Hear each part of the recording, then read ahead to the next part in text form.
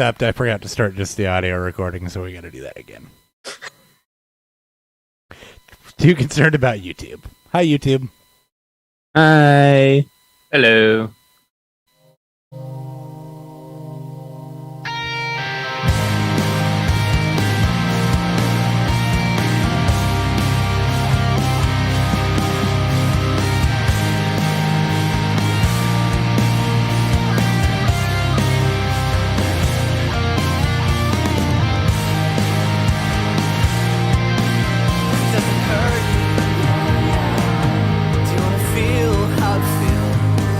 Actually, I'm still having...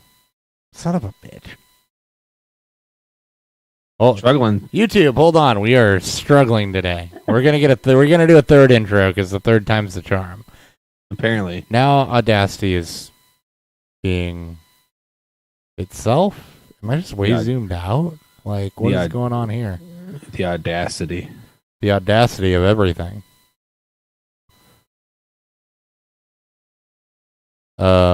No, that didn't do it. Oh, it hurts. You alright? I had to cut Tyler Johnson. Oh, you alright? You know, yeah, I think I'll be okay. I'm gonna have to... Okay. YouTube, you're getting us troubleshooting. I know this is very entertaining. I just don't want to stop the stream for that. I am going to restart Audacity, though. I think. Talk, Dan. Talk. Nope, I got to restart that. Joys of a new computer, right? Yay, new computer. Yeah. Yeah, one more time. Let's see. Talk. It seems better. Check.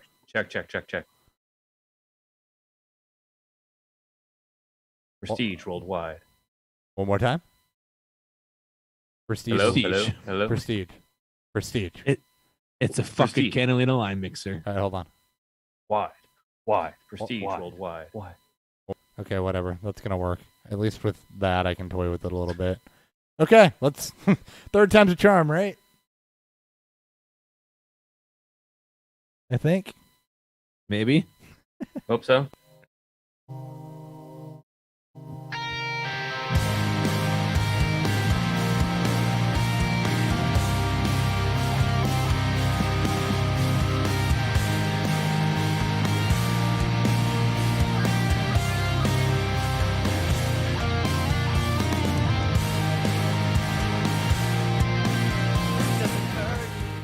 Welcome to Beerfield, where sometimes people in Dynasty Leagues are like, hey, play my band for your intro. I am your host at Hop BFF, formerly, now at Beerfield Hop.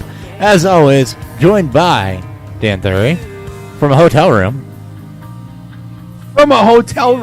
Yeah, I'm in Cape Girardeau, Missouri, down here for a work trip, and just totally enjoying myself here, talking over the intro music. Beerfield Thury, yeah, it's background ambience for the intros. Ryan Miner, FFP. Ryan. Hello. It did sound good. I kind of want to listen to it. So do I. I'm not trying to talk over it. Here. You want to just... We got permission. Yeah. You want to just turn this up? Just keep it playing on fucking play it for the crowd. Vibe for a minute? Do it.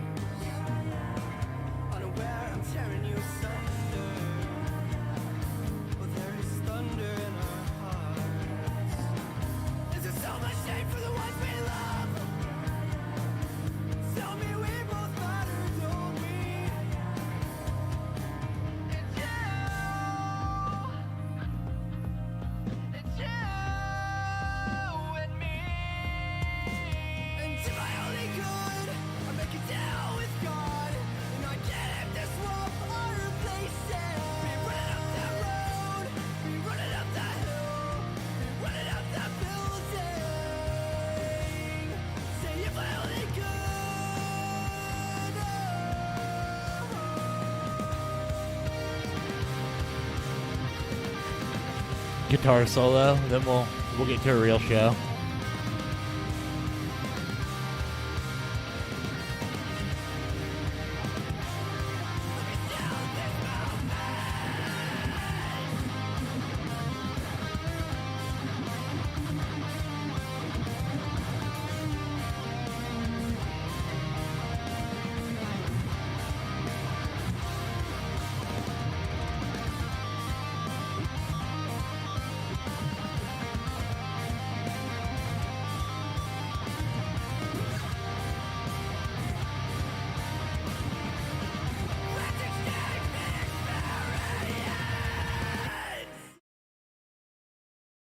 Mild Cartoon Violence is the band. Running Up That Hill is the song. Kate Bush cover. Guy in our Dynasty League plays bass for them. Couple of guys, former members of a band my cousin was in. Remaining members of a band that my cousin was in, not former, and they're absolutely killing it. Mild Cartoon Violence on Spotify. Make sure you check those guys out. They do have some good original stuff up as well. You should never throw a bong. Favorite of mine. So that should that just takes me back to like 2004, 5. Dude, I felt this. I felt the same way. I'm just. I was oh my God, am I at the garage? My local hangout when they played a bunch of local bands. It was fun. It was fun indeed. We got a show to Very get to. We got beer to get to. At Beerfield on YouTube. Presented by the FF Face-Off, by the way.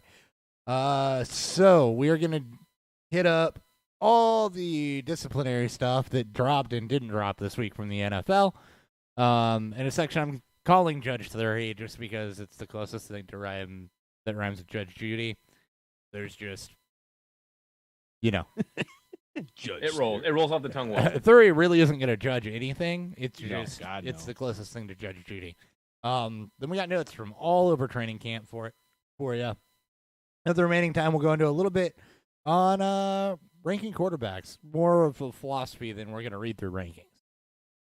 But that being said, we all should have a drink on this fine Thursday. Talk. What's fueling Beerfield?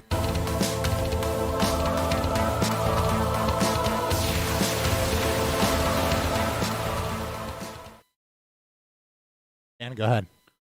I am. I think this is the first time these guys have been on here. I would have never had them. Hopper, when you still lived in Missouri, maybe you brought them on. I'm not sure. I have on Melvin Brewing. I have had them on. Damn it, yeah, okay. These guys are out of Wyoming. This is just their Melvin IPA. One of the sales reps I rolled with on Wednesday recommended these guys. I was actually in a store and I'm like, who the fuck is Melvin Brewing? And he felt offended when I asked him that. He was like, what do you mean, bro? I was like, Wyoming makes beer, I guess. But no, this is again, Melvin Brewing, this is their regular Melvin IPA. Got a name to it. Ryan, what are you drinking? I'm drinking Stone Hazy IPA tonight. He's basic. I'm just kidding, buddy. That's his shtick. I can't. I mean, look at that. Just look at the can art. Gotta love that can art. Trippy. I am drinking Montucky Cold Snack. It is a lager. They're out of Montana. Unofficial beer on Montana. The tag on this, a large liquor retailer said it drinks smoother than PBR. So, I mean, I've had it on the show when I brought it. I fucking love it. It's I've not had it yet. So. It's so fun. Get into it. Sounds fun. All right.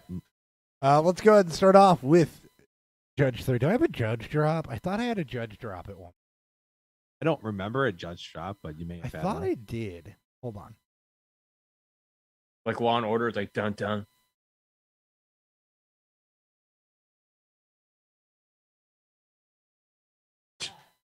Makes for great radio. Look at me. Well, if we prepped anything other than show notes, I would have had this. If we prep, we would be somebody else. All right, cool. Deshaun Watson. 6-game suspension by the jointly appointed NFL and NFLPA arbitrator Sue Johnson. I think that was her name. I didn't actually look it up. With no fine. The NFL is appealing, and a new arbitrator has been appointed. Roger Goodell has stated he is not going to unilaterally rule on this case. A little bit more info here. They are only taking into account 5 of the 25 cases that they deemed, quote, credible, in a quote. So I guess let's go ahead and discuss. Ryan, we'll start with you. Dan's been very vocal about this. I've been very vocal about this. Let's start with you. Where are you at on on the Watson punishment. Did the NFL do the right thing by appealing it? Is 6 games fair? What do you want to see? I think the NFL did the right thing by appealing it, yeah, because it's like, all right, so what? He had 32 cases against him, and they're only looking at 5. Anything more than 1 is more than enough evidence that you need. What more do you need? This is what I don't get. The NFL appealing now, they're trying to go after the whole entire season and then some. And then what I've been hearing too now is that with the NFL appeal, that now this can go into the season where Deshaun Watson could actually be starting week 1, which is total bullshit. See, I'm all about so. I think Drew brought this up in one of our lead chaps. Hopper, I'm sure you saw it. Mm-hmm. I want Watson to play the whole year, and then I want him to get suspended for at least a year. So the bullshit contract situation that the Browns set up for him this year, totally completely fucking backfires on him, and he loses a bunch of money. Now, I've been on this train. I've been saying a year. This is a smart thing to do. I don't think anyone was shocked that they were, that they're going to appeal this. I find it hilarious that Judge Robinson stuck it to both Watson with her findings and stuck it to the NFL for setting up bad precedents when it comes to shit like this. Damn, it was Sue Robinson. I had the wrong white people last name. Yeah. Judge Sue Robinson. She just hates the NFL, I think. I think she really just hates how basically she didn't want them to Ray Rice this. And what I mean by that is change the precedent based upon the public outcry effectively. She wants the NFL to be a little more consistent with it. But in this case, is there really a precedent to be set when it comes to 24 plus cases? No, you have to set the precedent here. She based that on the fact that 6 games has been the you done something really bad suspension. And it has been, unless you're Calvin Ridley, who did something mildly bad, and then you got a full year with and that's what I'm going to keep going back to, right? He bet on a game he was not playing in on his team to win. He did the most soft run thing he could do. Right. It wasn't a Pete Rose. Yeah. It was so minor, and then he gets suspended for a year. And Goodell had no problem ruling unilaterally in that, and that's my other problem here. I got a couple problems here. One, Goodell has never had a problem ruling unilaterally in anything at all, even the Zeke situation. Nothing at all. The CBA gives him the power to do that, and he does not have the balls to step up and do that in the case of this Deshaun Watson scenario. Now he's going to let it go to an arbitrator. Now he's going to let somebody else decide what the punishment should be that's an independent third party after hearing all the facts. Now he doesn't want to rule on it himself. He's never had a problem doing that before. My second problem is that you're discrediting 20 cases and just pretending that they did not happen. Just throwing them out the window, saying this didn't happen. You get a little over a game per case that we are considering.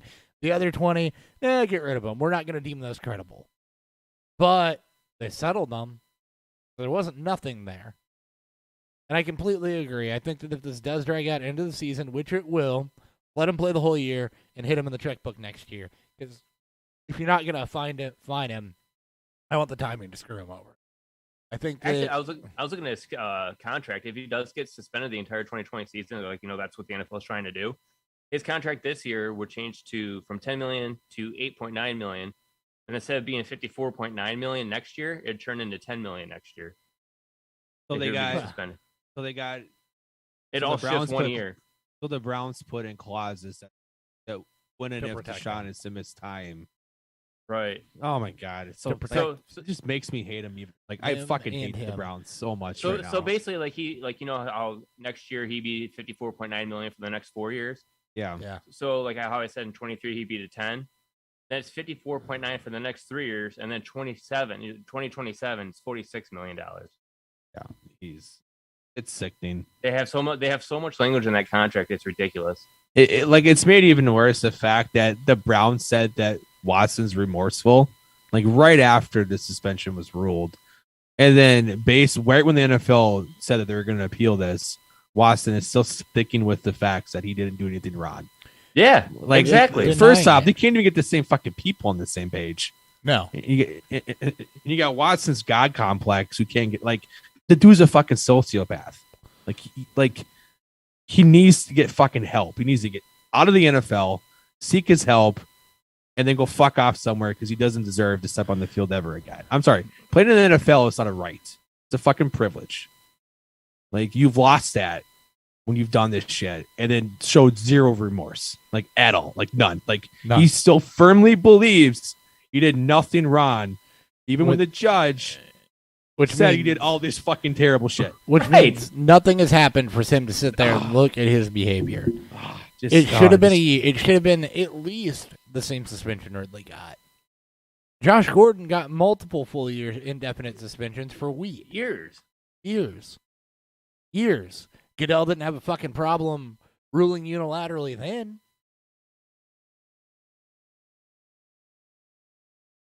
Total bullshit. And had they not appealed, I was seriously questioning whether I was going to do this goddamn show this season about the NFL. Because if that's the precedent they're going to set, that you can go out and sexually assault 25 people and it's a 6-game suspension, I don't want to promote the product. That's where I was at initially. And you have so many fans, you have so many Browns fans, and it's been universally males when I've seen this. Just praise them. The pure ignorance that a lot of these guys spew, thinking that Watson didn't play last year as if that's supposed to be taken into account. It doesn't. Like, He was hurt at all. Well, sorry. It's He a wasn't paid hurt, vacation. but It was got a paid vacation. by Houston, who at least was doing something kind of right by saying if the NFL's not going to suspend him, we're at least going to take him off the field.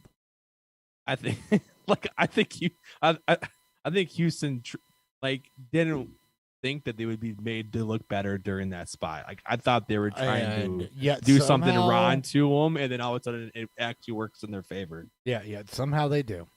It was ridiculous. All right. Steelers signed Deontay Johnson to a 2-year, $36.71 million contract extension through 2024. You're probably asking yourself, why is this in the Judge Judy section? Here's why. Second wide receiver now that we have seen sign has did this and DK? Did DK sign too, didn't he? Or did I miss? Yeah. Yeah. Yeah. He signed last. Yeah, last week. with Debo. 3 years. So we've seen 3 wide receivers now take short-term, high-money contracts in the 2 to 3 year range that are coming off the rookie deals. High AAV. What do you make of that? Does Deontay Johnson's contract make sense? And what do you make of these guys signing shorter deals instead of the 5, 6, 7 year deals that we've seen some of the top names sign? I mean, because the per year average is still about the same, but they're not locking these guys up long term. Well, both Debo and DK are both 3-year extensions, which will start at the end of this year. Yeah. So let's say effectively 4-year a 4-year contracts. deal. Yeah. Deontay's doesn't shock me too much because Pittsburgh notoriously doesn't really pay their receivers. That's why they keep drafting them and just keep cycling them out. Though it's shocking to see a 2-year now on a wide receiver that's still in their prime, that's been as productive as Deontay. I think maybe they're trying to align their window, at least what they think their window is, or they're going to let Deontay walk. And you'll see them draft another receiver this year in the draft in 2023, which is supposed to be another deep class. Maybe they're higher on Clay, and this will allow Deontay's contract to kind of, I guess, fall off when they have to pay Claypool. Otherwise, I'm with you. I had no clue that Deontay Johnson got re-signed. I'm actually shocked to hear that. I didn't see any news on it. It happened earlier today. Okay. Yeah, it was like this afternoon, like around noon. I saw it. I saw no notifications on it, which is even more shocking. I figured Deontay's, high-profiled Sleepers fantasy bad name. about notifications always coming through. I think they're going through issues too. But it's you would expect to see a 3, but I guess it's maybe because Deontay wasn't getting the length and money he wanted to at least get paid early. That way he can set himself up potentially for a nice contract when he comes out of this in and 2 the years. Steelers are in kind of this weird position too, where it's like they're trying to bridge to the next generation. So maybe, maybe this is just an acknowledgement that we're going to see where we're at in 2 years, and if we need to tear this thing down and completely blow it up and go rebuild, then that's what we're going to do, and that gives them some of the cap flexibility to do that. Or if they see themselves like next year years. kind of being like out of it in the playoffs, they can kind of Yeah. trade it to a playoff now team and say like, all right, you deal with their contract if you're gonna sign them next year. Yeah. I mean, they're in a and like if you just look at the AFC North, like I'm going to try to separate Watson as a horrible human being to Watson as an actual football player. The AFC North is a very, very strong division. It's right up there with the AFC West in terms of what you have for the future. I don't know if Pittsburgh actually believes that Pickett can actually, compete with what they've seen so far. And maybe they're trying to set themselves up as if Pickett's not the answer, we'll have our eye on these top quarterbacks in the next couple of years. And then those contracts will kind of fall off and they can kind of readjust to what they want to do. Yeah, I could certainly see that being the case. They got a lot of cap space coming up in the next couple of years too to see where that's at. Yep. And maybe it's something that, where Deontay also felt, I mean, you don't know what the other side is either. Maybe Deontay felt like, all right, if I continue this trajectory that I'm on, then, it might be a win for him. I think, like you see it in basketball, players, like the top echelon players will sign these 1-and-1 deals, 1 year with the player option. Basically continuing to bet on themselves to continue to get these mass contracts. And I wonder if we're going to start seeing that with receivers or just, these top players on these teams trying to maximize the amount of money they can earn during their high windows. Well, I also think too, like you almost have to look at like the Zeke Elliott type of contract where like he didn't want to come back until he was signed. But that's so bad because he signed 4 years? Yeah. The last 2 years, that would have been better because then, they wouldn't have to worry about it this year. He would have been already gone or signed somewhere else. Yeah. So I can see where they start doing these short contracts, kind of see like it's not like a prove it deal, but show us that you're worth the next one now. Okay. Dude, I did not know this. Deontay be 29 years old when he comes off his contract. I didn't really, I completely forgot he was that old. He's an old rookie. I mean, Debo is going to be 29 too. Deontay's 26 right now, but he'll be 29 entering the 2025 season. At some point, he'll be 29. Yeah, but the way the NFL works too, though, right? You can lock them up long term if they're going to be good into their 30s, like which Debo maybe could be. But Deontay is also a route runner that separates, right? We've seen those guys play into their early 30s, but I mean, you can load those contracts up on the front with guaranteed money and make them very cuttable, and as they get into those later years too. We've seen that happen for years now. I'm actually shocked that Debo didn't try to hold out. I mean, he's not going to hold out for more, but potentially set himself up to where he can, just like Juju set himself up for, for next year. Yeah. I mean, yes, he'll come back onto a 29. He'll be 29 when his contract, ends, and then he'll get one more strong chance to get a multi-year payday, 2 to 3 year payday, either from Pittsburgh or from a different team. Yeah. It's very interesting the way the wide receiver deals are shaking out this year. You kind of got to tail it, right? Yeah, long-term, super high money deals that blew the roof off early, and now these extensions are coming in at high money but low year. So, pretty interesting. The NFL, sorry, we're not that one yet. Marquise Brown, arrested for criminal speeding, which could be classified as 85 or over, or 20 miles an hour over the speed limit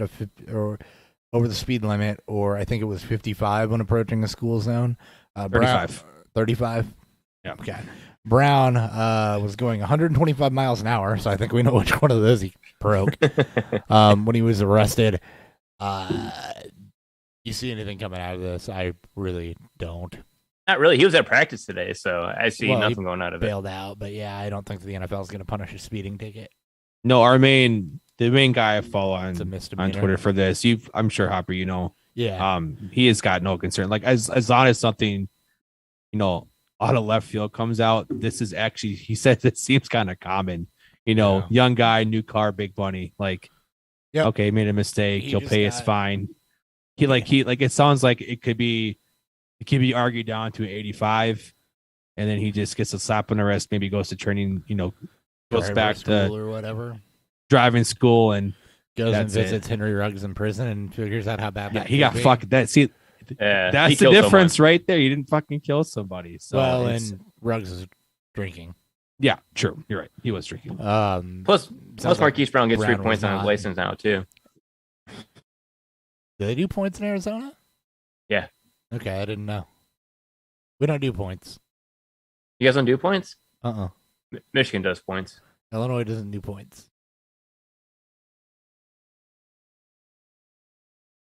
Now you guys know. Tune into Beerfield for all your DMV news, I guess. I mean, this is not a show just about fantasy football, which we've talked about over and over again. True. We'll talk about whatever the fuck we want to, which includes DMV talk. Yeah, that's the BS side, right? Yes. Sure. Exactly. The NFL suspended Dolphins owner Stephen Ross until October 17th. They stripped the team of their 2023 first round and 2024 third round picks.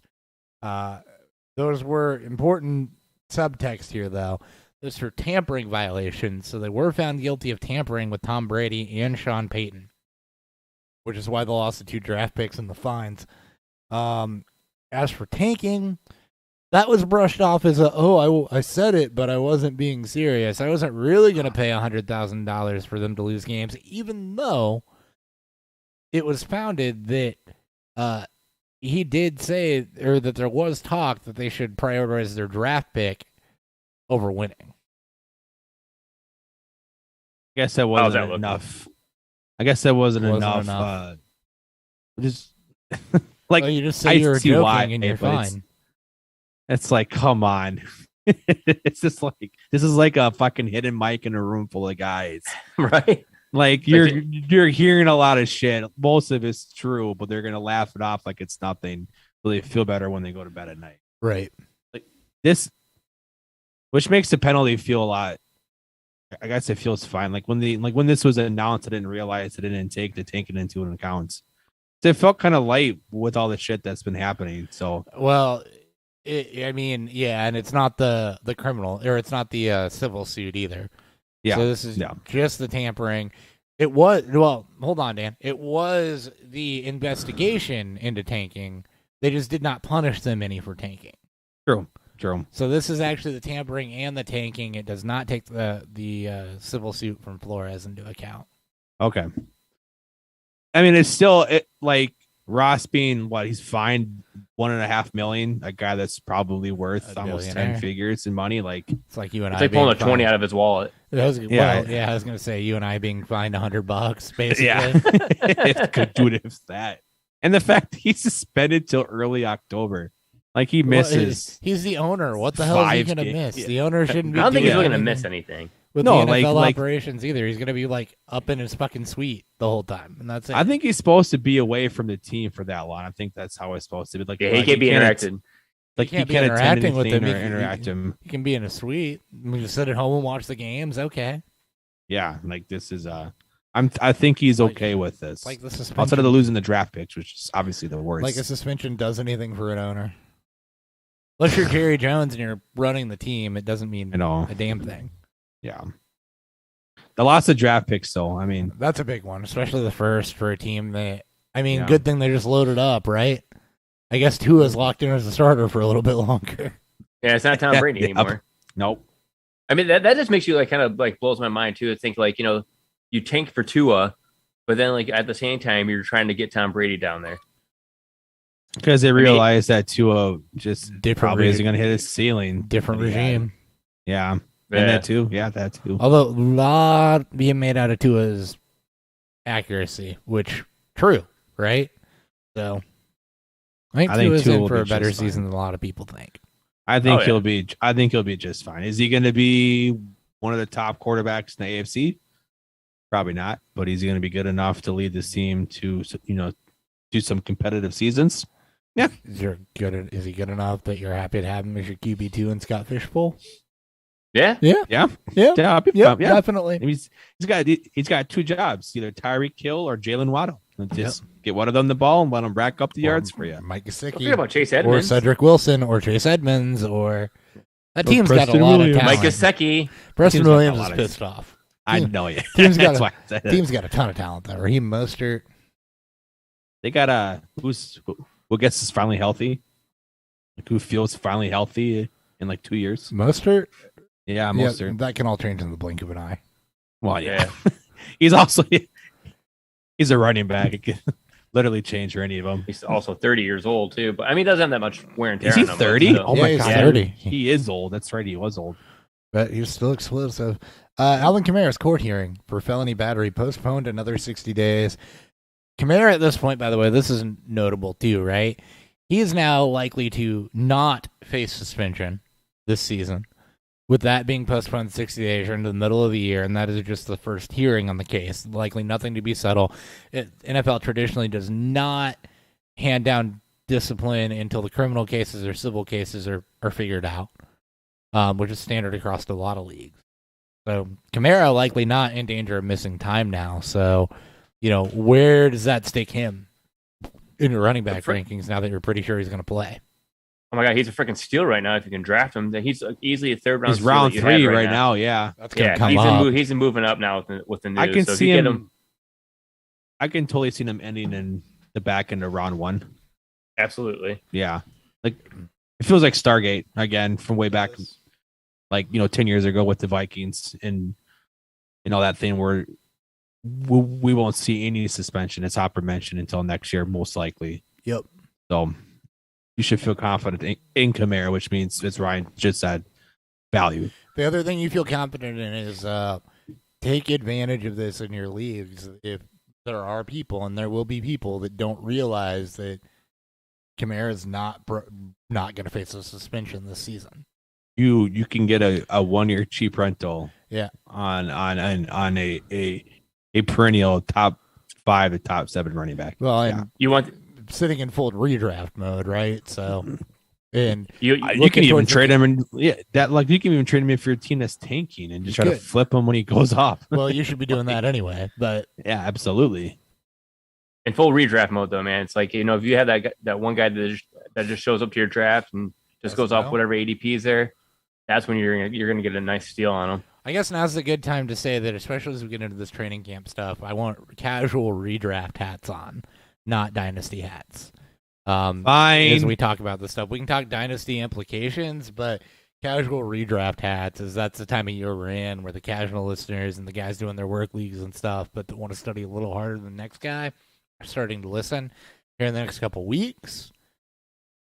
Peak redraft time. So That's right. Yeah, let's go. They're back. So yeah, with Alvin Kamara, I think that does shove him up into that probably second, third tier running backs. Probably second tier running backs for me. Until we get 1,000% confirmation, I don't think he'll go the top into the first half. But I could tell, like as I mentioned, I think he'll finish as a back end RB1. Middle of the first is probably where he's gonna peak out at. Yeah, probably the highest you'll see him go. He did have a down season, so he's got that right against him. We've seen, like Zeke, who's had a down season, fall off a little bit. We've also seen McCaffrey, who's been hurt the last 2 seasons, not fall off at all. So I think Kamara's in that middle of the first round range, probably. Yeah, on the high side. Agree. Okay, good. All right, moving on. Training camp notes, and this is just kind of reverse chronological order. I tried to group things together as I could, but couldn't get everything. KJ Osborne making a strong case to be the Vikings' number 3 wide receiver. Vikings figure to be a much more pass-heavy team. Irv Smith dealing with a thumb injury right now, expected to be ready by week 1. We saw Adam Thielen miss time last year. A lot of people are predicting him to start tailing off, especially into his early 30s.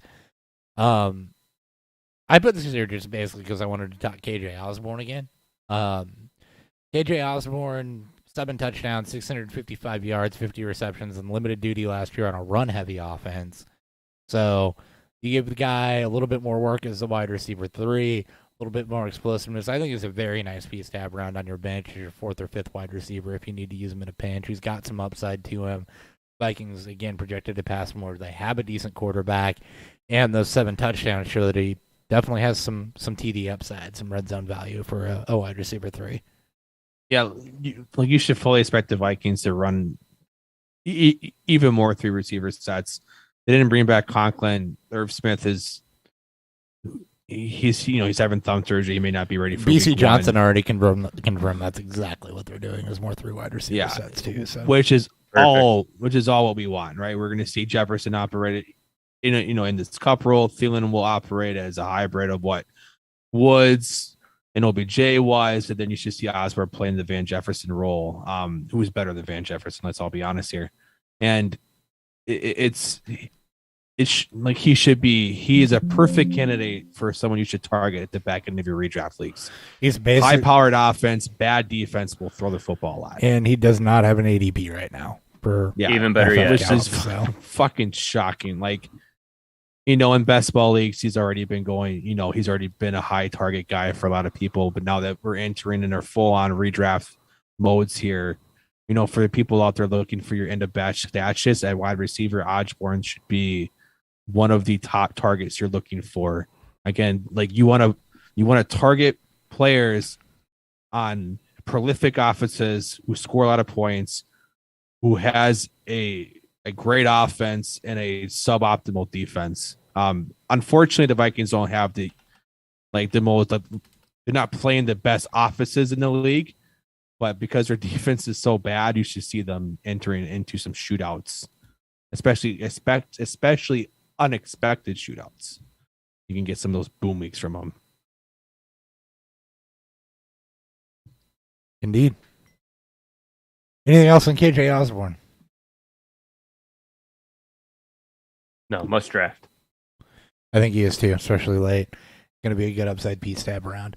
AJ Brown, focal point of the Eagles offense in camp and practices. So, we haven't talked about this Eagles situation a whole lot really since draft night about AJ Brown coming in, and what that really means for somebody like Devonta Smith or even a Dallas Goedert on a team that uses a running back by committee, has a rushing quarterback, probably isn't going to throw a whole lot, especially with a decent defense. Just break down that Eagles backfield for a bit. For that Eagles wide receiver core. A.J. Brown, by the way, wide receiver 11 off the board, going at the 304, right ahead of Higgins, McLaurin, Pittman, and Metcalf, right behind Mike Evans and Keenan Allen. And then Devonta Smith. Gotta find him, hold on. What's not even like those? Smith is an 8th round pick. He's 709 and a half PPR. Wide receiver 33. I like how this offense is looking in general. I mean, before, you had Devonta Smith as Jalen Hurts' number 1 wide receiver. Now you put him as the number 2, and you have A.J. Brown as the number 1. It actually completes that wide receiver core better. And it makes Hurts, I feel like, going to be a better quarterback this year, too.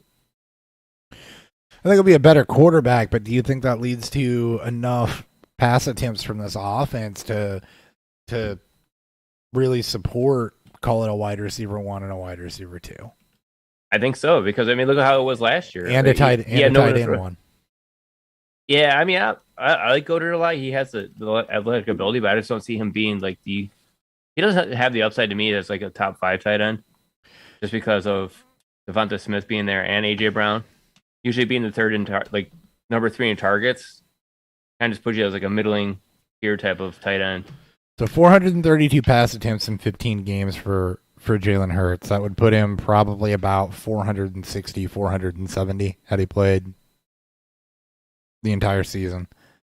61.3 completion percent, 3,000 yards, 11.9 yards per completion, which is it's a touch low. So, let's say that he gets up around 510. That's an addition of, say, 80 to 90 passes with the pieces that they've added. Is fair for Hurts, or am I going too high on that? No, I think that might be too low. I actually think they're going to be closer to 550. You're going to have year 2 Hurts as a starter. You you traded first round draft capital. You made it a point to get him an alpha outside receiver. Look, I'm going to make comparisons to what Buffalo did with Josh Allen. This is team going all in with their quarterback. You don't trade for AJ Brown. You don't continue to build around this receiving core to have this be a run first team. Is he going to take some pass attempts away from the offense because he's a rusher? Yes. But you have an improved Dallas team. The Giants should be more competent this year, and who gives a fuck about Washington? So hopefully from a schedule standpoint, the Eagles are just going to throw the ball more in general. So I think 550 seems fair. I do think they want to test the waters with Hurst before they go all in with a contract extension with them. So if I were still doing projections, right? Yeah. If you took Hurts, his last 4 starts of the season, 31, 26, 29, 26 on the pass attempt front, extrapolated that out over 17 games, that's 475. And then put a 10% increase on that, that'd be 523 pass attempts. So, and that is probably about where I would typically project that. And then if you say that Adrian Brown, 23% fair for him? 25. I think he's good enough. I think he's one of the upper echelon. I would put him. I'd put him at 25. Devonta around 2021. It's 131 targets for AJ Brown, and for Devonta at 2021, around 110. Around 110. So yeah, I mean that at 110 with Devonta Smith's ADOT with catch percentage being what it is, I mean, he's kind of a lower end too on that side of it. So and that's not taking Goddard into account either. You figure Goddard gets 20%, and then what everybody else gets the other 40% or the other 40% of the scraps. Yeah, I got it in that 18 to 21. What did he finish last year at? Goddard? Yeah. Target percentage wise or just counting wise? Target share. I think it's like 17%. He was at 26 point. I'm sorry, that's rate, not share. 18.6. Oh, wow, so close. Yeah, so close. So he's been in that range. He's steadily increased. I think 18%, 18.6. So between 18 and 20. I think 18 is the low end, probably floor. 20 as a ceiling with this. Devonta Smith was 22.1%. Is their clear wide receiver one, and I think he'll lose. I think you could range him between 1%, 2% loss to a 1 to 2% gain. Probably should be about fair for him. I mean, that's a pretty wide range too. It's also projecting a pretty large jump in Jalen Hurts' pass volume as well. So, well, I would expect the efficiency from Smith to rise. He's not going to see all the top end corners. They should all be favoring Brown. Plus, depends where they want to light up, and in comparison to Goddard, who's going to be probably opposite of Brown and most of the routes run on Smith's side. So Smith could see even more one-on-one coverage, and he's already been an effective downfield receiver. We've seen those numbers from last year. So I like Smith compare, when you compare his ADP to Brown's. I like Smith ADP compared to Brown's. I also like Smith if I can get him maybe around 2 rounds later, round and a half. You want him in round 8. So you want him between 8 and 9, right? Yeah. I think they, Robert Woods with the positive news that's come out on him around the knee, Elijah Moore with his ascending value. Everywhere. Patterson's an anomaly. Juju, St. Brown, Bateman, I think, have extensively more upside.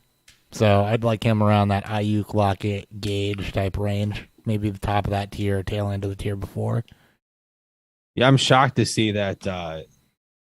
I fully expect within the next week or two, even guys like Allen Robinson in the 6th round, he's going to bump down, or he's going up. He should. Judy with the injury of Tim Patrick should go up. He'd definitely go up. He's going up.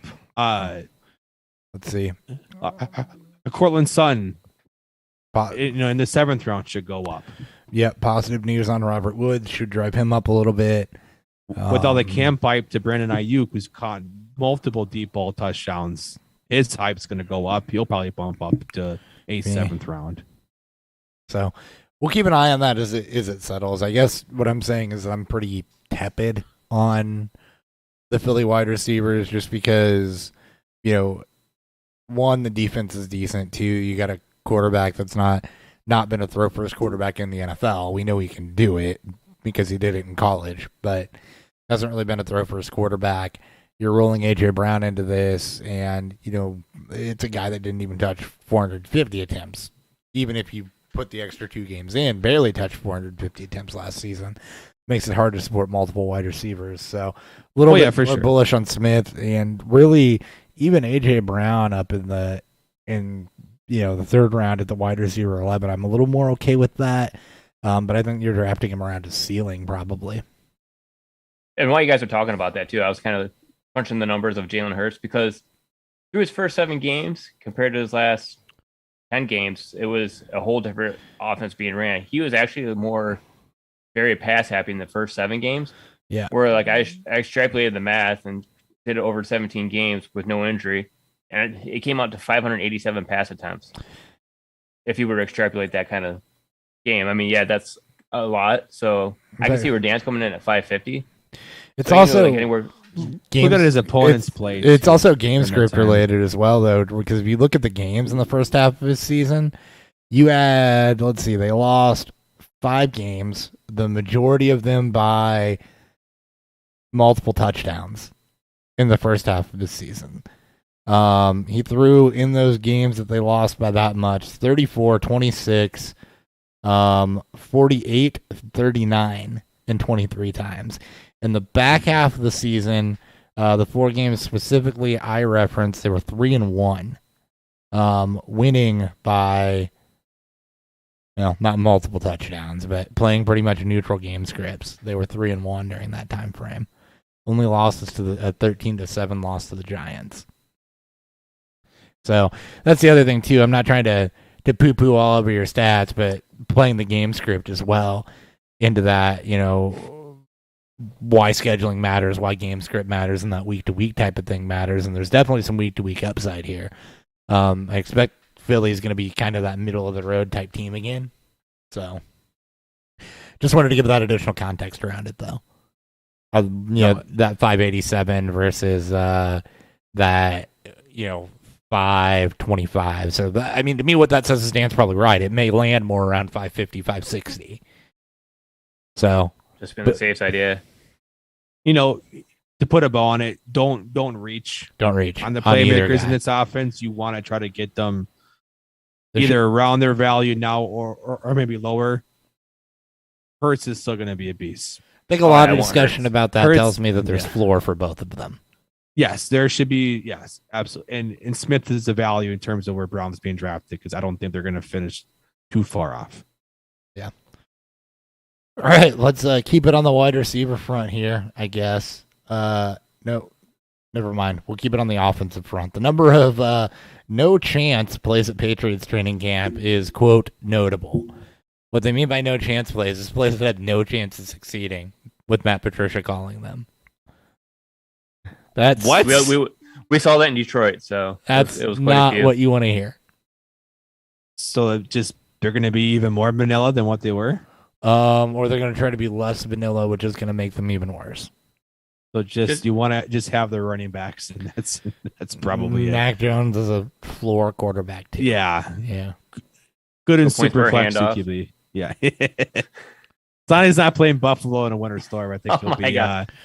Yep. 3 pass attempts to win the game. Speaking of the Patriots running backs, as we check in on them, Peter King believes Ramondre Stevenson's going to get the bulk of the carries for the Patriots this season, overtaking Damian Harris there. And quite honestly, the way that Ramondre Stevenson was used last year, and some of what's come out about him early this year, I think that's probably the case. That he probably is on the better end of that split.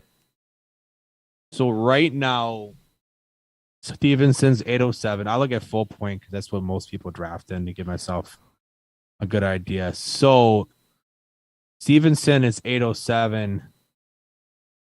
Harris probably higher. I can't find. I was not able to find Harris. I just pulled it up, so I'm still looking. But I mean, I feel with the way the news is going, and they're going to be like Control F. one pick, around each other. 504 for Damian Harris. 504. Jesus Christ. Yeah. So Stevenson should eventually pass them. They're both going a little too rich for me. Like this is like I don't think you're going to see bulk of the carries for Stevenson, but I think you will end up He's leading the snap share. Yeah, he's like the last guy before you get to Madison, James Cook, Michael Carter. I mean, I'm okay with that. I think that even taking him up around Edmonds and Robinson in the 7th round or Singletary in the 7th round, Pollard's still going 609, Hunt 607. I really think you could probably make the case for him being up probably in the 6th round with Pollard and Hunt based on where they're going. Definitely the 7th round with Singletary, Robinson, and Edmonds, though. Like again, for me, is where's the upside in this? Like he's not the confirmed pass catcher in this offense. This is not going to be a top 5 offense in here. It's the argument we made last week. Hold on, we talked about Seattle. I actually looked at this. Harris had an insane touchdown rate. I think it was in the 7% range. Wasn't just the touchdown rate. Well, I mean, for Harris, it was. For Harris, yes. Insane. Yeah, it was Harris. I'm saying in general for what we should see from this running back off. Harris had 15 touchdowns? Yeah, his rate was insane. Nuts. Stevenson was 3rd in yards after contact per attempt, behind only Nick Chubb and Jonathan Taylor. 2nd in attempts for broken tackle, behind just Javonte Williams. So I saw some LeGarrette Blount to his game. He could definitely see some goal line work and take some of that touchdown upside away from Harris. But looking at some of that contact rate, a grinder that I do think sees probably the bulk of the carries. He was trending that way towards the end of last year over Harris. I think that, he shows that he's got some broken tackle ability, which makes him viable at the goal line. And I think that there is a lot of upside to Ramondre Stevenson for me. And I think the 8th round is probably a steal. I'd probably take him round or 2 earlier.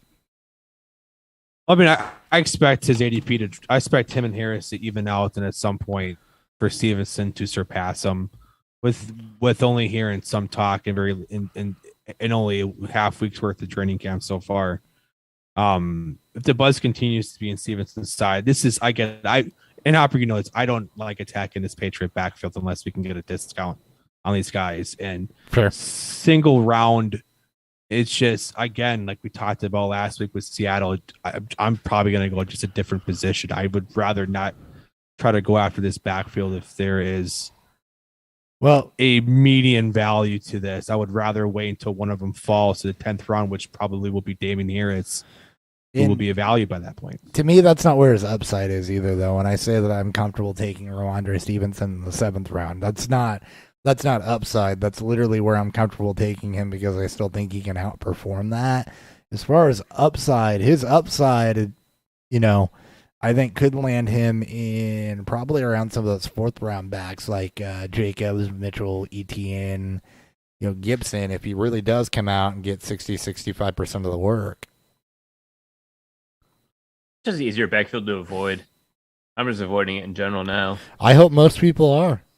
Yeah, I mean, and most people do. Just Bill Belichick's never been shy with how he wants to use his running back. So if Stevenson ends up getting the majority of the targets, with James White probably started in the league started the year on the pup list, you don't really. I mean, who is his backup? JJ Taylor. I guess this is his primary backup. It's more so what Stevenson is going to get in the passing game. Otherwise, it's a mediocre offense that you hope he can score a bunch of touchdowns. It's better value than getting a guy like Nick Chubb, like if you're going to go after grinders. But through that, that's just not that's just not the range I want to target these guys. And I'm hoping they have my running backs by top 3, figured out by this point. Oh yeah, I'm hoping to have my top 3 figured out by that point too. I'm hoping I'm not. If I'm taking my 3rd back in the 8th round, I got a problem. But I'm taking my fourth back, and that guy has upside. My fifth back, and that guy has upside. Yeah, absolutely. Yeah. By that point, We're going to learn a Yeah. lot in this. Like these next 2 weeks, we're going to learn an absolute. we're going to learn shit how ton. people feel about a lot of things. Yeah, and just draft strategy and how people feel about these specific players around these ranges. I mean, As these wide receivers start to really fluctuate, the way it stands right now is I would still rather take Bateman, Juju, Elijah Moore, Amon-Ra, Robert Woods around that 8th round. Yeah. So that's that's where that sits. But if you're running back needy, that's a guy to target. Yeah, that I can go with. Team reporter DP Sidhu writes Texans wide receiver Nico Collins has just skipped over a lot of shit. Sorry. Okay, we're gonna do the that. basics. We're gonna double back. Nico Collins has been making plays and is a mismatch in training camp. Which, first off, okay, this is here because hype, right? Yeah. Nico Collins is getting hyped up, but you got to remember: 1, Texans are going to be bad. 2, Lovie Smith's a run first coach. 3, Brandon Cooks is still there. 4, he's making plays in practice and catching balls on perfectly covered routes because he's playing against the Texans defense in training camp. I'm not a fan of Nico Collins. Sorry. This is a don't buy in tale for me. He's a Michigan wide receiver too, so always remember that. Michigan wide receivers never seem to pan out. Because of Jim Harbaugh. That fucking he wastes talent good in talent. every single passing person that shows up there. But also the Hopper, in your guys' point, don't target secondary players on bad offenses. Brandon Cooks and one of the 2 running backs in double. What about digit Brevin routes. Jordan? Brevin Jordan I like. And it's tight end. I think Brandon Cooks and Right. one of the 2 running backs. In the I can get behind Brevin Jordan a bit, but because he's free, you can pick him up if you want. he's free. Late round tight Exactly. end. That's He's a late round fine. tight end target. Again, we're not drafting Brevin Jordan. We're drafting Brandon Cooks or one of the 2 running backs. You don't know that I'm not drafting Brevin Jordan. I I might be just- drafting Brevin Jordan late. Well, think now I I want you to drafted draft Brevin Brevin I think I have I just drafted did. Brevin Jordan in a dynasty league. We're not talking dynasty. We're talking, again, Yeah, redraft. we're redraft No, hats. we are on redraft Dang, hats, we but both I called you out now. that's only because I haven't had a redraft draft yet. I'm know, sure there I will be a situation where I'm looking for Brevin Jordan in redraft too. You didn't do it in Scott Fish? No, Did I? because again, like even a tight end premium league, no. You can watch list, Brevin Jordan. You don't need to draft Brevin. Did I Jordan. get him in? No, I did get You somebody else that's catching hype later in Scott Fish, but I didn't take Brevin Jordan. I don't think. Let me go check that. But And again, don't worry about Nico Collins. Brandon Cooks. That's all you should care about pretty for wide receivers in sure. this team. I did not get Brevin Jordan. I did get somebody we're going to talk about a little later. That's a better late round tight end target. Broncos camp. One report said that there was a 70-30 split favoring. We're just going to do Broncos here for a minute. 70-30 split favoring Javonte Williams over Melvin Gordon. And then Ben Albright debunked that, and Albright is always right, stating it was actually a 54-46 split towards Javonte Williams, which makes sense based on how those two were used last year. Now, can Javonte Williams grow that? Yes. But you're not getting a value on Javonte Williams. You're drafting Javonte Williams right now at or near his ceiling, especially with the presence of Melvin Gordon. And you need to be careful here about people using the eye test and saying it looks like 70-30 versus people that are actually counting snap share. Ben Albright.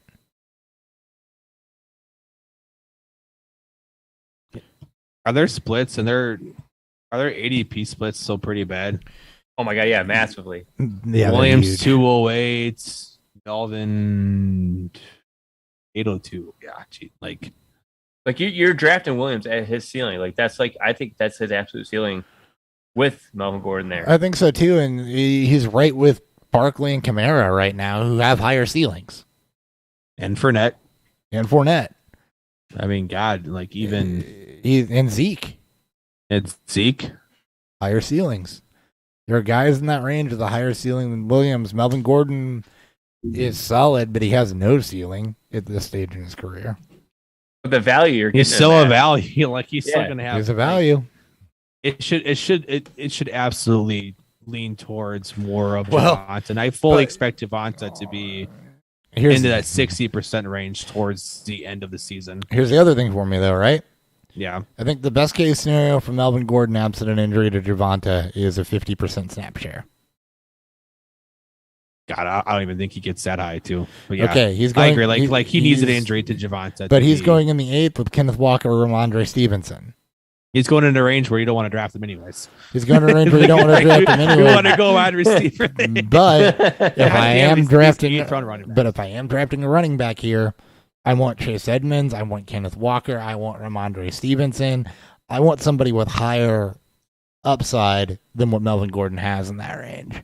Fuck, you can throw in James Cook, because at least James Cook's going to probably be used as a pass catcher. And James Cook, right. So I want guys. Darrell Henderson, even at that point. I can live touting Darrell Henderson. It's not that he's not solid, but give me him in that 9th round with Michael Carter or Darrell Henderson or, Naeem Hines, Ronald Jones. There's a big drop off there. That's where I'm looking for Melvin Gordon if I'm running back hunting around that time. I think what we've learned over the past 2 episodes is that the round 8 is the RB dead zone. It's the RB dead zone, like the no zone. No, Something else. Round 8 is not the no zone. I want to correct that just a bit. Round 8 is not the no zone. Round 8 is the I'd rather have a wide receiver zone. Round 9, when you hit Ronald Jones and Naeem Hines and Raheem Mostert, is the no zone. No, that's the oh hell no zone. But then you get into the good range where you get all the bad, ambiguous running back backfields and bad teams, but they're at least in double-digit rounds, so you feel better about it. That'd be a round I'd be thinking about, like quarterback at round 8, round 9. What quarterbacks are going there, Hopper? Round 8, round 9, you've got.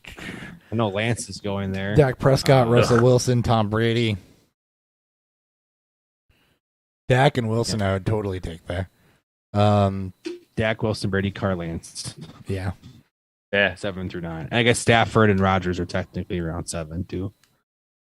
Close. So just wait for Justin Fields in round 12. Perfect. Awesome. If you're going to draft Trey Lance, yeah.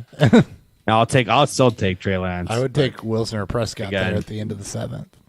Yeah. I'm fine with either of them. Yeah, no. I'm right there with you. Aaron Rodgers told reporters that every single day wide receiver Romeo Doubs has made at least one wow play. Guy that almost never gasses up wide receivers. Plenty of opportunity there in Green Bay with only Allen Lazard, Christian Watson on the pup right now. So, Doubs was he was a pretty big performer in college too. He's a 4-year starter. When you look at him compared to Watson, small school, didn't play a whole lot against both players didn't play against elite competition, but at least Dobbs played against Division I teams consistently. So 4th round draft capital, back-to-back 1,000-yard seasons. Someone other than Lazard's got to catch passes there. This Green Bay offense just gives me a fucking headache though. It's not the running backs. It's not even Lazard. We're the back of bench stash. Yeah, there's opportunity. Watch list if he starts out slow and gets cut, which will be he's as you said he's first in last to be drafted, first to be cut guy. Easily. That's where this lines up to, but this Green Bay offense isn't a offense I want to target in the passing game if it's not even Lazard, and that's just based on his ADP right now because it's still pretty good. All right, a couple slot receivers are probably going to have varying opinions on. Isaiah McKenzie working on is the first team slot receiver ahead of Jamison Crowder. Crowder's been missing some practice due to general soreness, but McKenzie is operating out of the slot ahead of him right now. And Titans 5th round wide receiver Kyle Phillips getting reps of the first team offense as the slot receiver. Yeah. So Robert Woods, Westbrook Ikhine kind of fell off, didn't didn't really boom last year when given an opportunity. Robert Woods is practicing without a knee brace. Let's just break down those two slot receivers real quick. Which one would you rather have? Who's going to have the better season? Which team produces the most opportunity for success? As both guys are likely to also be free/backer roster stashes that have maybe a little bit upside. McKenzie. Better Phillips. offense. McKenzie. Better offense. Yeah, I'm with you. McKenzie, it's a better offense. It's a more pass-happy offense. He's shown flashes of doing it. I think he's got a bit more big play ability. It's, Phillips and Dynasty for sure, and that's something that I'm definitely watching there, especially if he's available. But lower volume, lower scoring. They're both. They're not. But they can't be worth that much different than Dynasty. No. McKenzie and it should be Phillips? They should be McKenzie. around the same. It should be both. To me, it'd be both. Do I think one of them is gonna? Do I think either of them are going to be long-term Dynasty options? No.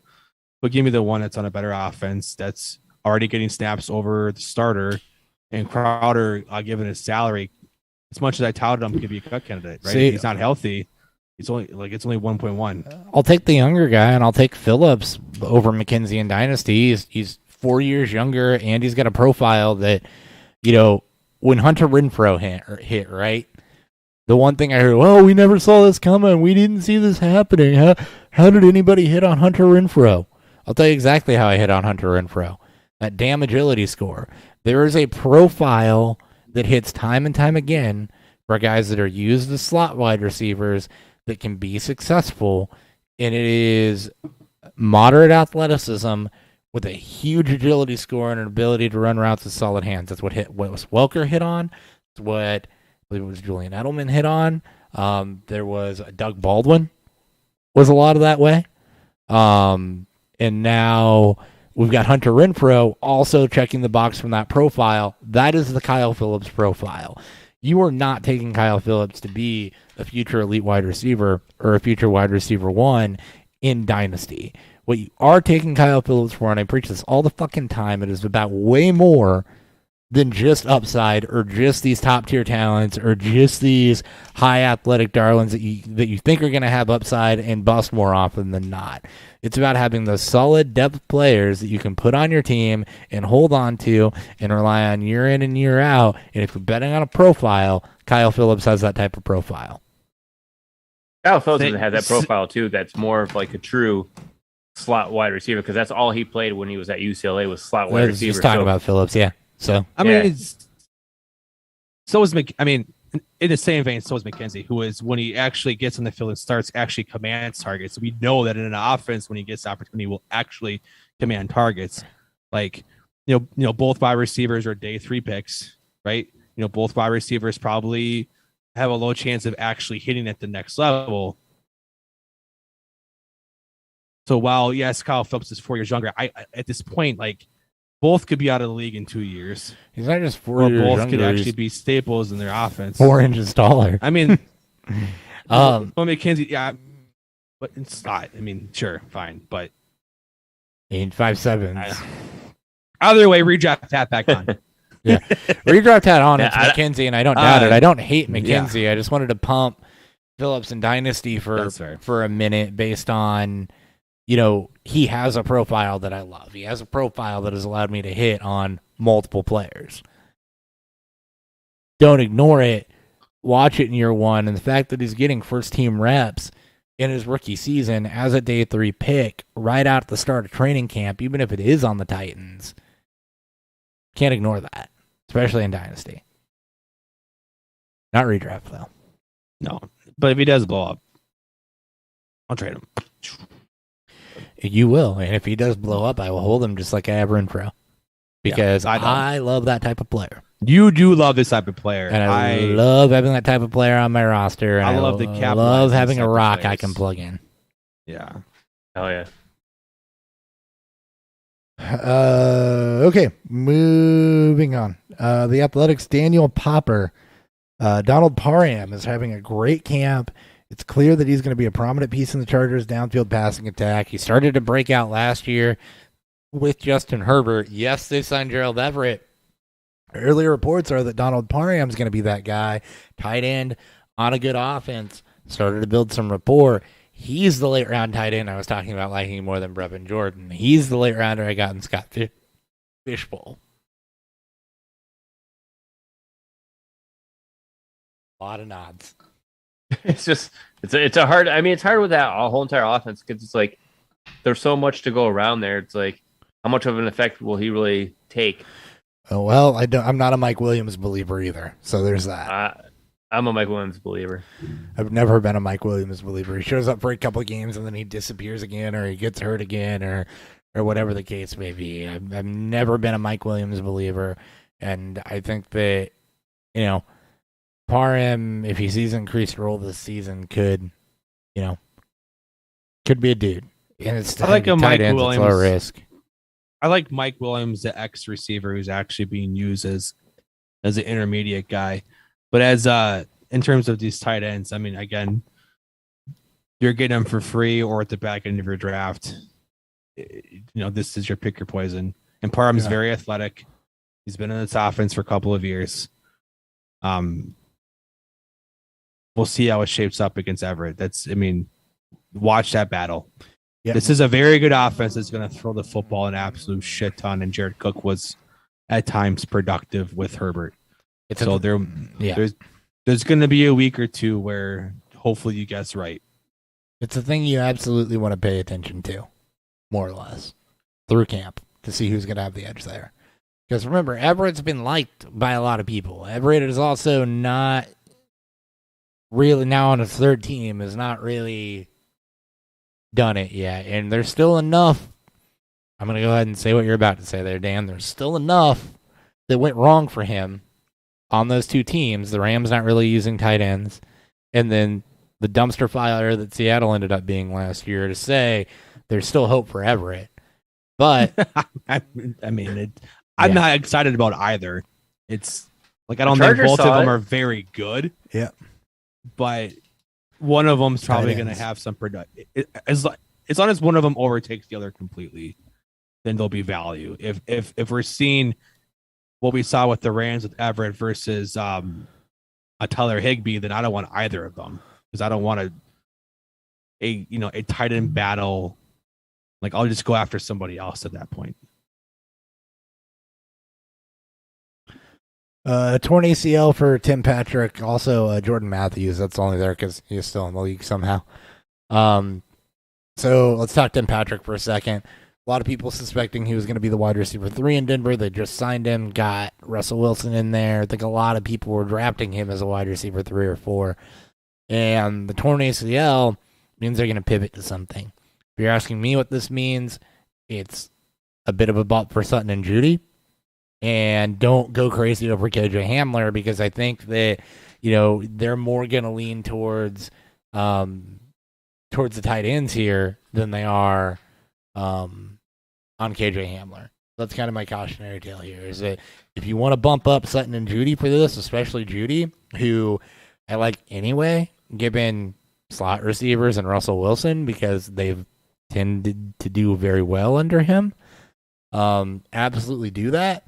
But if you're bumping anybody up or giving anybody the lion's share of that targets, it's going to be, probably Alberto. I was so mad. It's like when that news came down, I just drafted freaking Tim Patrick to be my wide receiver 4. I took Tim Patrick and Scott Fishbowl. That's why I was like this. I was just like, oh my god, Tim Patrick. I'm like, oh my gosh, because and I didn't see that as KJ Hamler could be that late round target, and you're saying the tight ends, but I'm thinking it's gonna be more the running backs. Gonna be more beneficial now. Just beneficial for Gordon in there, but personally, I think that it probably benefits Judy more than anything else. To benefit both Sutton and Judy, and I think Hamler as a deep, engine bench stats. I like him, in best ball, as a big play receiver, but this should really just make the targets go, towards the 2 good receivers in Sutton and Judy more so than the unknowns of the other guys. Well, the thing with Hamler, too, is he's a completely different type of receiver and a completely different role than what Tim Patrick is. Cortland Sutton should be fielding most of that deep traffic there. Well, I mean, it just Hamler should be stepping into the third spot. No, Sutton, he will be. I'm saying he'll be stepping into the third spot, but I'm saying it's kind of a redundant role, and you're going to need somebody else other than Judy to step up in that short and intermediate game. I like the call that it could be the running backs too.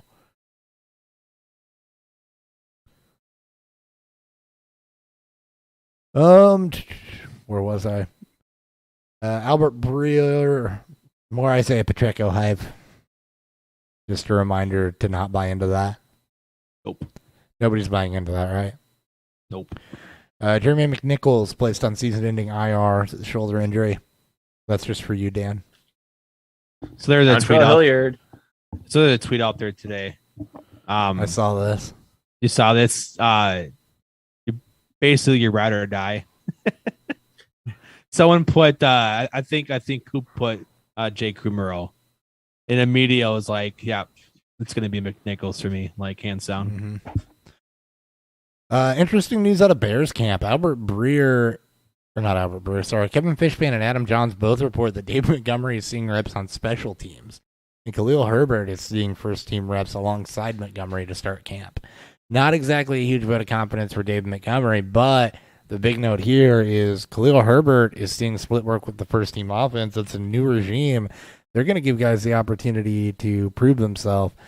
Khalil Herbert's basically a free asset right now. He needs to be. Dave Montgomery's a third-round pick.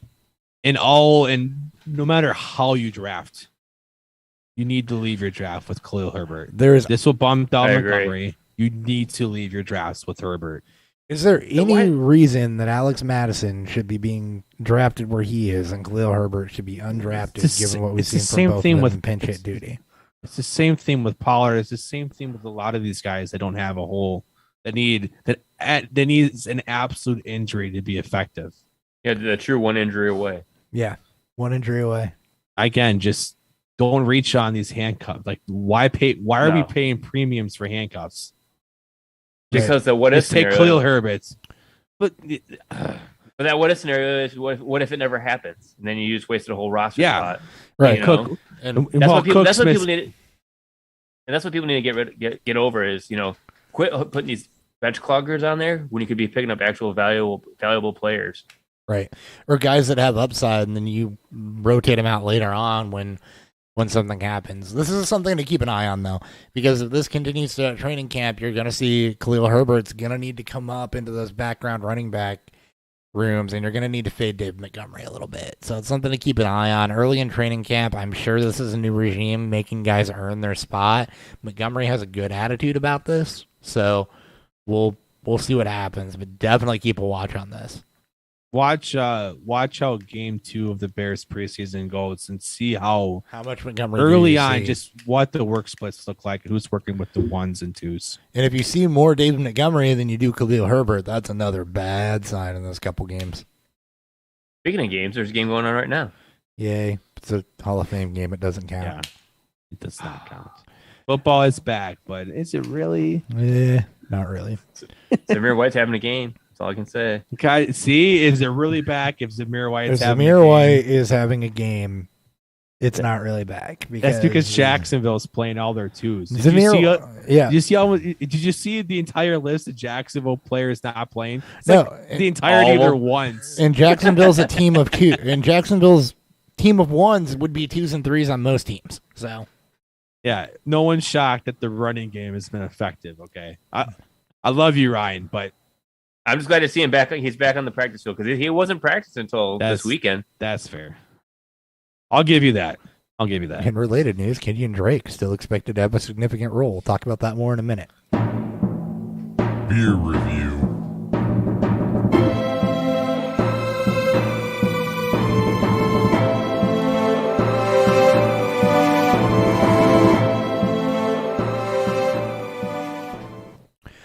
All right, as a reminder, I am drinking Montucky Cold Snap, the unofficial beer of Montana, and for lager, I will say that this is a really, really good beer. Medium low head retention, okay, fine, not fantastic, but the carbonation levels were good. The clarity on this thing was brilliant. A nice, just kind of neutral but sweet malt aroma, like I'd expect out of a lager. Really low hop aroma, nothing overpowering, just malty sweetness on the tongue without being too much. Just overall a really, really good lager, really, really drinkable, not void of flavor in the least bit. Definitely balances a little bit more towards the, your sweeter malt. But there is a little bit of hop character there to speak of. Finish leaves you wanting more of it. I wish I'd picked up more than one of these because it is a fantastic, fantastic beer. Very good job by them.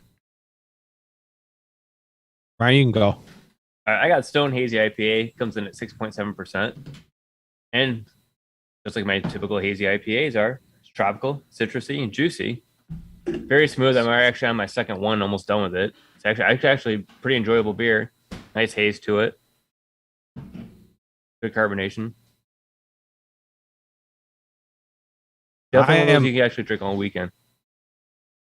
What is the ABV on it, Ryan? I think it's 36. Kind of low. The alcohol percentage. Oh, 6.7. And so it's 36 IBU. Yeah. Right around there. Okay. Yeah. So about as hazy as you're gonna get for a West Coast IPA. or from a West Coast brewery doing a hazy. Amazingly hazy. Amazingly hazy. Again, I am drinking Melvin IPA. This is from Melvin Brewing. They're out of Wyoming. This is 7.5%, 80 IBUs, 2 rows malt, hopped with Centennial, Simcoe, and Citra. Again, all West Coast hops. Very, very malt heavy on the back end. You get the juicy aromas from the Citra and the Simcoe on the mouthfeel, and then it really kind of leads towards the malty malt caramel finish, just like a true traditional West Coast would be. I'm very, very happy with this beer. It's about a month fresh, which is pretty much the damn near sweet spot for IPAs. It's if you guys ever get a chance to see this brewery, if I can get it in Missouri, there's a good chance that they're in other multiple states. So if you see Melvin Brewery, go ahead and pick up the Melvin IPA. You will not be disappointed. Gotta love your guys' reviews. Thank you. The best part is I had to pull up Beer Advocate. That's why I wanted you to go. I'm trying to figure out what the hop profile is because the website doesn't tell me. So thankfully, Beer Advocate is your best fucking friend for most information. I'll be ready for that next week. Untapped pretty good too. Untapped is good. Yeah. All right. Back to this. The Athletic Zach Kiefer reports rookie tight end Jelani Woods probably coming along a little slower than teams would like. Looked lost at times. We got another tight end that's struggling with drops. Matt Ryan, traditionally a quarterback that likes his tight ends, likes to work over the middle, likes to work down the seam. And Mo Alley Cox seems to be like he's clearly going to be entrenched as the one here. So yeah, I mean, I don't think anyone's shocked by this. Honestly, this shouldn't be.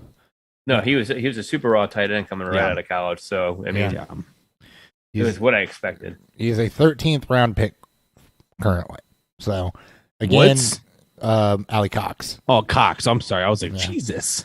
No, right? I was thinking the same thing. It was a Jelani Woods note. Who again, tight ends out of college. This is a reminder that regardless of how much hype they might catch, hard position to adjust to. You're not looking at them to produce year one. I would steer clear of every damn tight end in every damn rookie tight end in redraft this year if you can help it until they show something. Every single year. You're looking every year. You should never draft a rookie tight end in a redraft. Ever. Just don't. The sweet spot for tight ends from me is to get formerly highly sought after tight ends in new places like Evan Ingram late, or tight ends that have been maybe hyped for a few years and finally getting their shot or finally healthy late. That could be guys like Evan Ingram, like Hayden Hurst. That can be guys like Irv Smith, Mo Alley Cox. All in this range here in the 13th, 14th round at the end of your draft. We've said for years, take two and hope one of them hits or rotate them to start. That doesn't change here. Mo Alley Cox is firmly in that area too. Yeah, like if you can get one of the Chico tight ends, your Kelsey's, your Andrews, Pitts here too. Oh my Just God. wait. Just wait. Do not take middle round tight ends. Do not take tight ends through the 6th through 10th round. Just don't even filter the position into your draft board. Just wait and take your late round guys. The guys that Hopper just mentioned. Ryan has a bunch. They're just wait, because the points per game difference is so minimal that you should not be foregoing value for a position that you can easily replace through waivers and free agency throughout the year. Also, your mid-round tight ends were exactly that last year. So your mid-round tight ends, right? We're gonna prove a point here because I can do it pretty easily. Yeah, you can. Your mid-round tight ends right now are Dalton Schultz, Dallas Goedert, Dawson Knox. Oh God. Those are the 3 tight ends that are going around 6 to 8. It's Schultz, Goddard, Knox. Freiermuth is in round 10 right now, which I would still actually consider a value. Throw. So let's go with Schultz, Goddard, and Knox. If we look at where they were going last year. And I fully expect Schultz to probably move up with the news He out of Dallas with all the injuries that they're now probably will. accumulating out there. So he'll probably move up. Goddard was going around 8, which is where the last guy rang off was. And the other 2 were, good Lord, I'm still going. Freiermuth was around 14. Schultz was undrafted. Yeah, both guys were essentially free in redraft. They were basically free. So Knox is also undrafted. So those mid-round tight ends you're pining after this year were damn near undrafted last year and sitting right in this position. You're going to find 2 or 3 more this year. It's like fucking clockwork. Every single year, it's like a rotation of players that have a low target share. Some get propped up from touchdown volume. Some get propped up because of injuries. And then you just rinse and repeat. Like, actually, let's do this again too, right? So looking at it last year, your mid-round tight ends were Logan Thomas, Noah Fant, Robert Tonyan. oh, Hey, God. how many of them Wow. did anything? I mean, rip to Tonyan and injuries, but still, I mean, Noah Yeah, Fant. again, a guy fueled by touch. He was fueled by well, touchdowns. Logan Thomas was injuries, and so kind of was Noah Fant. But I mean, same thing, right? That's why you don't spend this draft capital, because you know who else you could have had here. Actually, not very much of anything. Oh, this round was just a dead zone last year. Wow. That's why I like to always look at elite or just late. Yeah. That should, Here we go. That's how you approach tight ends in most formats. There's some. Don't give me the middle tier. I just want elite or late. Yep. Elite or late for sure. Anyway, so that solidifies that. All right, Daniel Popper notes that rookie running back Isaiah Spiller. Well, there are 2 notes. God. There's a name. There are 2 notes here. First one, earlier in the news cycle this week, reported that Isaiah Spiller was catching passes, looking explosive, getting north-south. The note later in the week said that he's been running exclusively with the 2s behind Larry Roundtree and Joshua Kelly to start training camp. Make sure, another tip, you are piecing all of your information together as you buy into this stuff. Because you read that first note, and it's like, holy shit, he's got a chance. And does he? Sure. You read the second note, though, and it gives you a lot of information about where he is currently valued. The fact that they're running their 3 other backs ahead of him right now. A lot of rookies are going to have to come in and earn it, and will they? But the second part of that is he's looking that good against the Chargers 2s, not their 1s. So just things to keep in mind. That's the only reason I'm making that point. It's a good point. Pay attention to all of the information, not just the latest news bit. But also don't overread it. Read too much into it either. Right. Because you read into that first news bit, you're going to start to hype him. You read into that second one, you're doing exactly the opposite.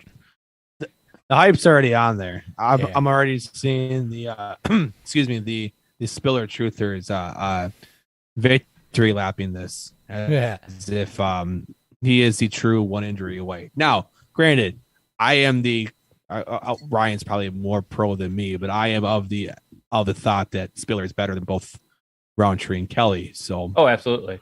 I am not shocked that he's I playing think behind so. because it's the first week of training camp and he's still a rookie, but he's still going to have to work out for his role. And he's just still, again, you don't need to draft him. Yeah, and the guys ahead of him are veterans. Just watch list them. Just You watch throw them on the list watch them, list, and that's all you need to do. You let it roll and see how that shakes out. Because here's the other thing, right? They don't need a pass catching back. That's how Austin Eckler made his work. So who's the better runner? That's what it's going to come down to for that week-to-week value before you're just in an Alex Madison situation where you're looking for a replacement.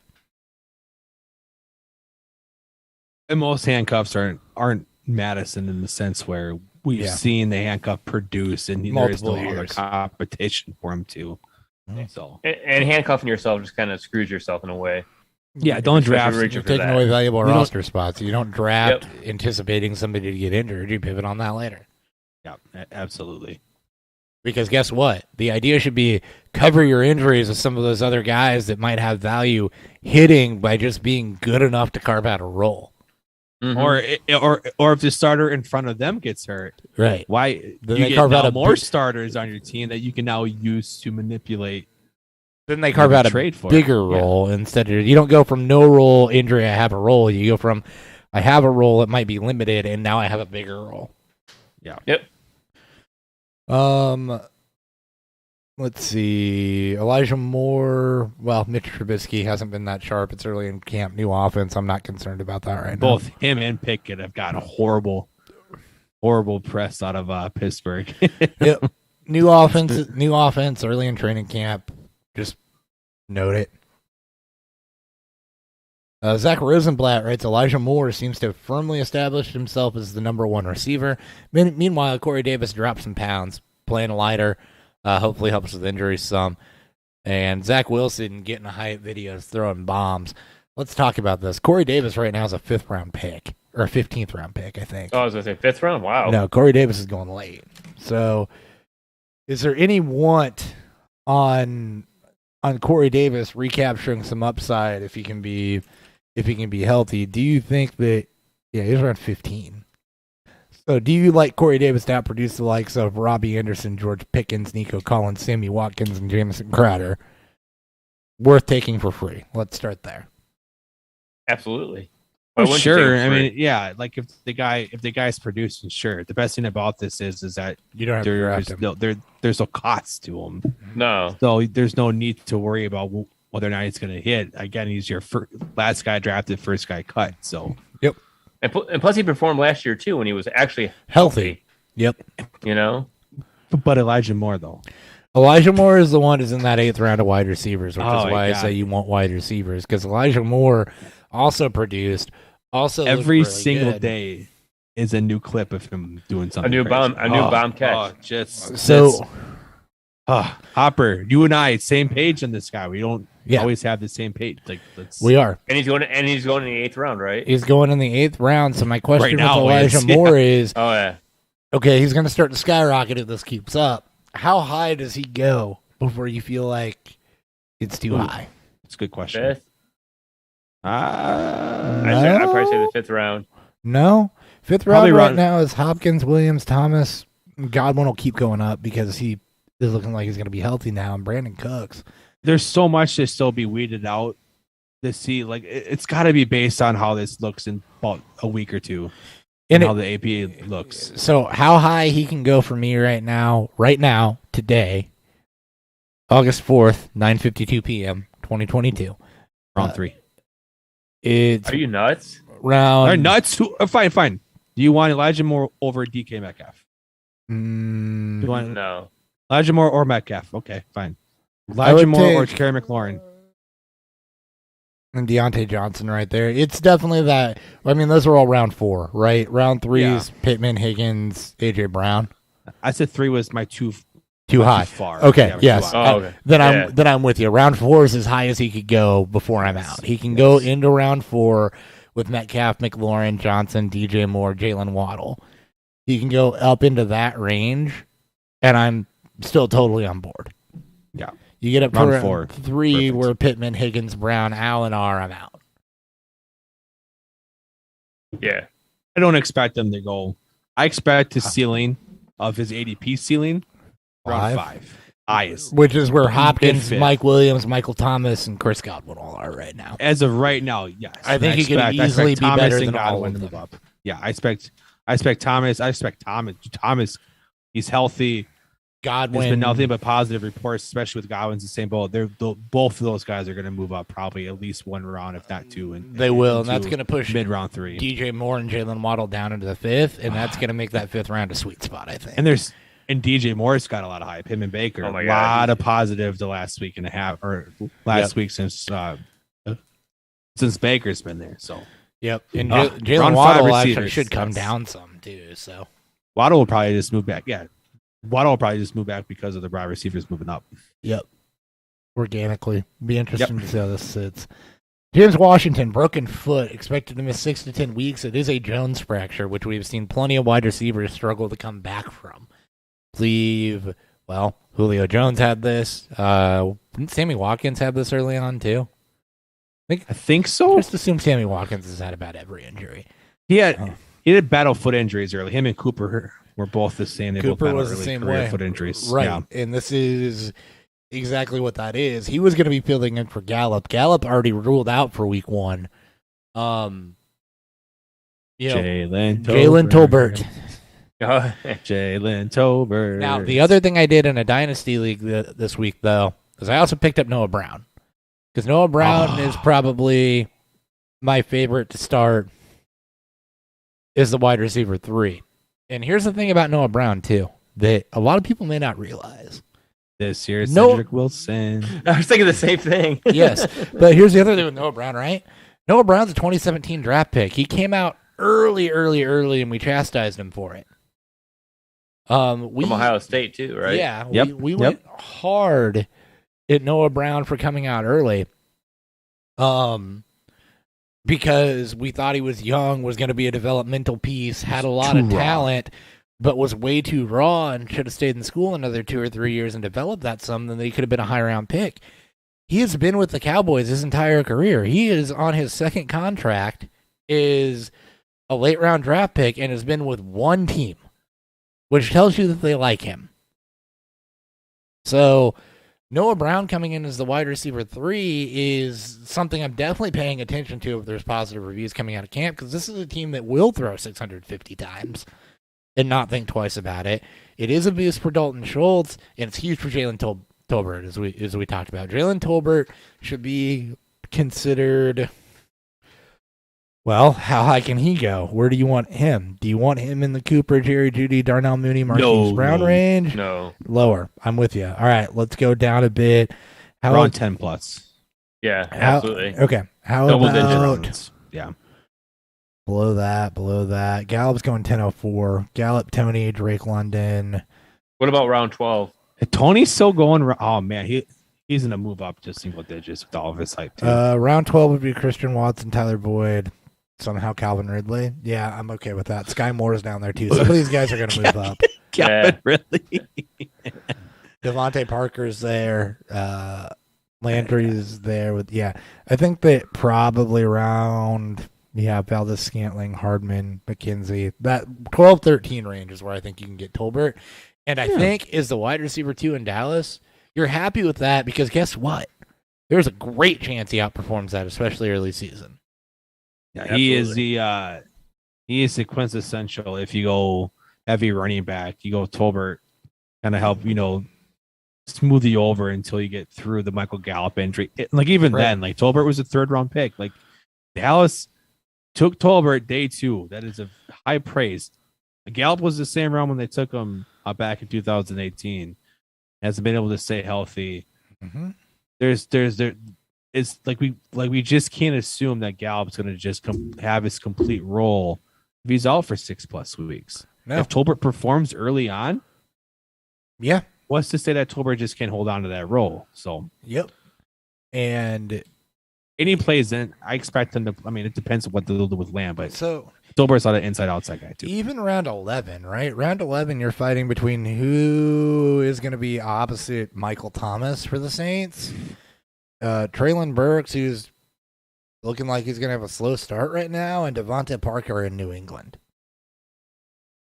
In round 12, you're fighting over, do you want Jalen Tolbert or do you want your best guess at who's going to be the other wide receiver from Kansas City not named Juju? I'm I'd so take fine. Tolbert. Yeah, like I'm fine with like in Sky those here. range. I'm so fine with Sky. I'm so fine with Olave, and I'm so fine with Burks. Sky's been battling hamstring injuries, so that's the only He thing has that I'm been. watching a bit because he had a hamstring injury in the offseason and another one in camp, so you got to pay attention to that now. Yeah. Thankfully, Tolbert may not even go into that range because he's No. still a forgotten name. So redraft listeners out there, write down Tolbert alongside, your put a KJ star. Osbornes and stuff. Like Yep. name to highlight. Yep, absolutely.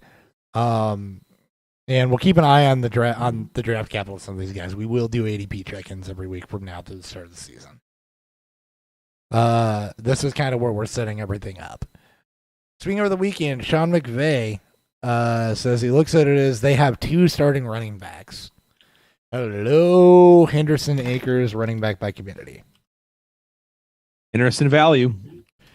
Akers I think it's just 312. coach talk. You think? I do right now. Yeah, I think out of this, I still rather have Akers because you can tell like last year they were trying to replace Henderson in a way. That's why they kind of had Akers come back so quickly. I mean, he didn't come back so quickly, but like I'd say when he that was Sony back in Michel- practicing, Sony he was back in the Michel's game. the better argument for that. Henderson Yeah. just like he should not be like his role should not be bulk of the carries. Like No. he was drafted to be a guy that could be his own specialist role. This is more so assigned towards maybe Akers isn't the bell cow. Well, and the thing with Akers, right? He came back early, and people want to make a lot out of that, and he showed some flashes his rookie year. But I mean, last season after coming back, he didn't average more than 4 yards an attempt in any game. He had one game where he went over 70 scrimmage yards. So just I wouldn't read too much into that. yeah. The fact he's coming back from Achilles an injuries. Achilles injury, yes, but it comes down to neither guy's proved that they can handle the bulk of the carry yet, or that they're going to be the guy that handles the bulk of the carry yet. So I can have Henderson in the double-digit rounds, or I can have Akers at the end of the third. Again, it's a situation where I think you may be taking Akers at his upside, and Henderson's at a level right now where he's either going to outperform that. He's in the 9th with Nyheim Hines or Raheem Mostert. It's the dead zone. He's in the area where he's going to outperform that, or you're going to drop him and you're going to turn him for somebody that's taking over because of an injury. I have no issue with Akers in the third. And like if you want to skip out on Akers and take Henderson in the 8th, in which he'll now move. This news hasn't even been talked about by Joe. I don't know if Henderson's going to move up or not. I won't say take both. No, don't take both. That's too much value drafted into one backfield. If you don't want Akers, take Henderson. If you're fine with taking Akers, I'm fine there in the third round. I still think I think there's good upside. The fact that they leaned on him coming back from his Achilles injuries means more than what his efficiency was when he came back. So my biggest issue with the third and fourth round running backs is I feel like they should be flip-flopped. I feel like Dobbins and Akers going 310 to 312 should maybe be flip-flopped with Mitchell Etienne going 406, 407. I would rather much have 18 over all of them. Absolutely. That's Just love ETN this personally. year. But, and Mitchell showing there's injury concerns there, just like there are with Dobbins and Akers and Gibson even in that range. But showing what he can do, and then Jacobs having look, he's still going to be the lead backfield in Vegas. I just think that there's a lot of question marks in this area, and I would rather bet on maybe a Gibson or even Dobbins or definitely Etienne over Cam Akers in this range of backs.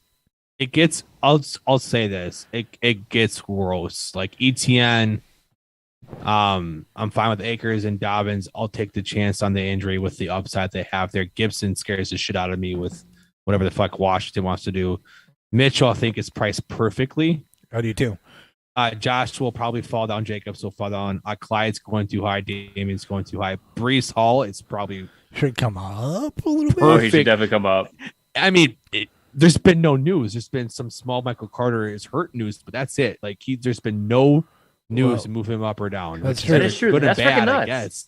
And it is, but Brees Hall, shit ton of upside. Like if I can't get ETN, I want Brees Hall in the 5th. You could honestly put Akers anywhere between 312 and 511 where Miles Sanders is, and I understand it. I'll just say that it gets so gross. Like, oh my God, they're running back. Oh, man. Ugh. So, yeah. But here's the thing, right? I talk all the time. You win leagues by players outperforming draft position. Akers right now, I don't have it filtered by running back, but he's going 1, 2, 3, 4, 5, 6, 7, 8, 9. He's RB19. So he's going as the RB19. I think he can outperform that. It's not out of the realm of possibilities, but it's not going to be by a lot, especially when you consider that, okay, he can outperform Dobbins potentially. I think both of those guys potentially outperform James Conner. The high-end running backs are starting to kind of shape up. I don't think there's Montgomery. anything too crazy so far. No, it's really when you get to the tier above that with Zeke, Fournette, and then Williams, Barkley, Kamara that, I don't see him necessarily outperforming. He'll outperform a couple of those guys, but, those guys have a much higher ceiling. Yeah. So I don't... Especially guys like Barkley, Kamara, and Zeke. Akers is about as high as I would draft him, I would say. He could maybe move up to the beginning of the 3rd round, and I would still consider it, or middle of the 3rd round, I'd still consider it, but he's about as high as I would be willing to draft him. We expect Monty to go down, too, just given the news out of Chicago, the special teams work, and if he is, if the splits in game 2 for preseason is pretty 50-50 with Herbert, then I think you're going to see Montgomery on a lot of butts lists, which will drop that ADP even lower. It will. All right. Where the hell was I? There's Spiller, Trubisky, Nico. We already talked about all that. Elijah Moore, Washington. I lost my spot. There we go. Irv Smith, thumb injury, should be ready by week 1, whatever. We already talked about him as a late round option.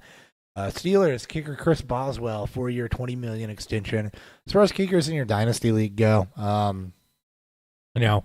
maybe hold off a bit on Boswell. Same thing with redraft. Not sure, not sure how good the Steelers' offense is going to be, and that includes being able to move the ball into field goal range. A lot of times, field goal kickers, I want an offense that's going to be good enough to move the ball, but maybe not good enough to punch it into the end zone. So, we'll tap it on Boswell this year. And that's kicker talk. That's good. Yay, kicker got paid. Yay, Congratulations. ESPN's Nick Wagner believes Tyrion Davis-Price and Jeff Wilson could be involved, quote, early and often. This is against news that the concern about Elijah Mitchell's injury situation is real, and the possibility that the 49ers take more of a James Conner approach to keep him efficient but healthy. So it's an RBBC. That's not Kyle Shanahan's MO. He's always one running back. Literally ever. It's been run down my starter until he gets hurt. Next man up. That's why. That's why we still like Mitchell in the 4th round. Well, as long as he's healthy, he should be the starter, and obviously touchdown upside. Coleman and Freeman. Fair until Freeman took over the backfield, and he was an RB1 for that year. Coleman got hurt. He wasn't hurt for the whole year, though, was he? I don't think he was hurt for the whole year. Well, let's go look at it. Kyle Shanahan. Good news is we have the internet. We figure this shit out live on air. All right, get it on the fly.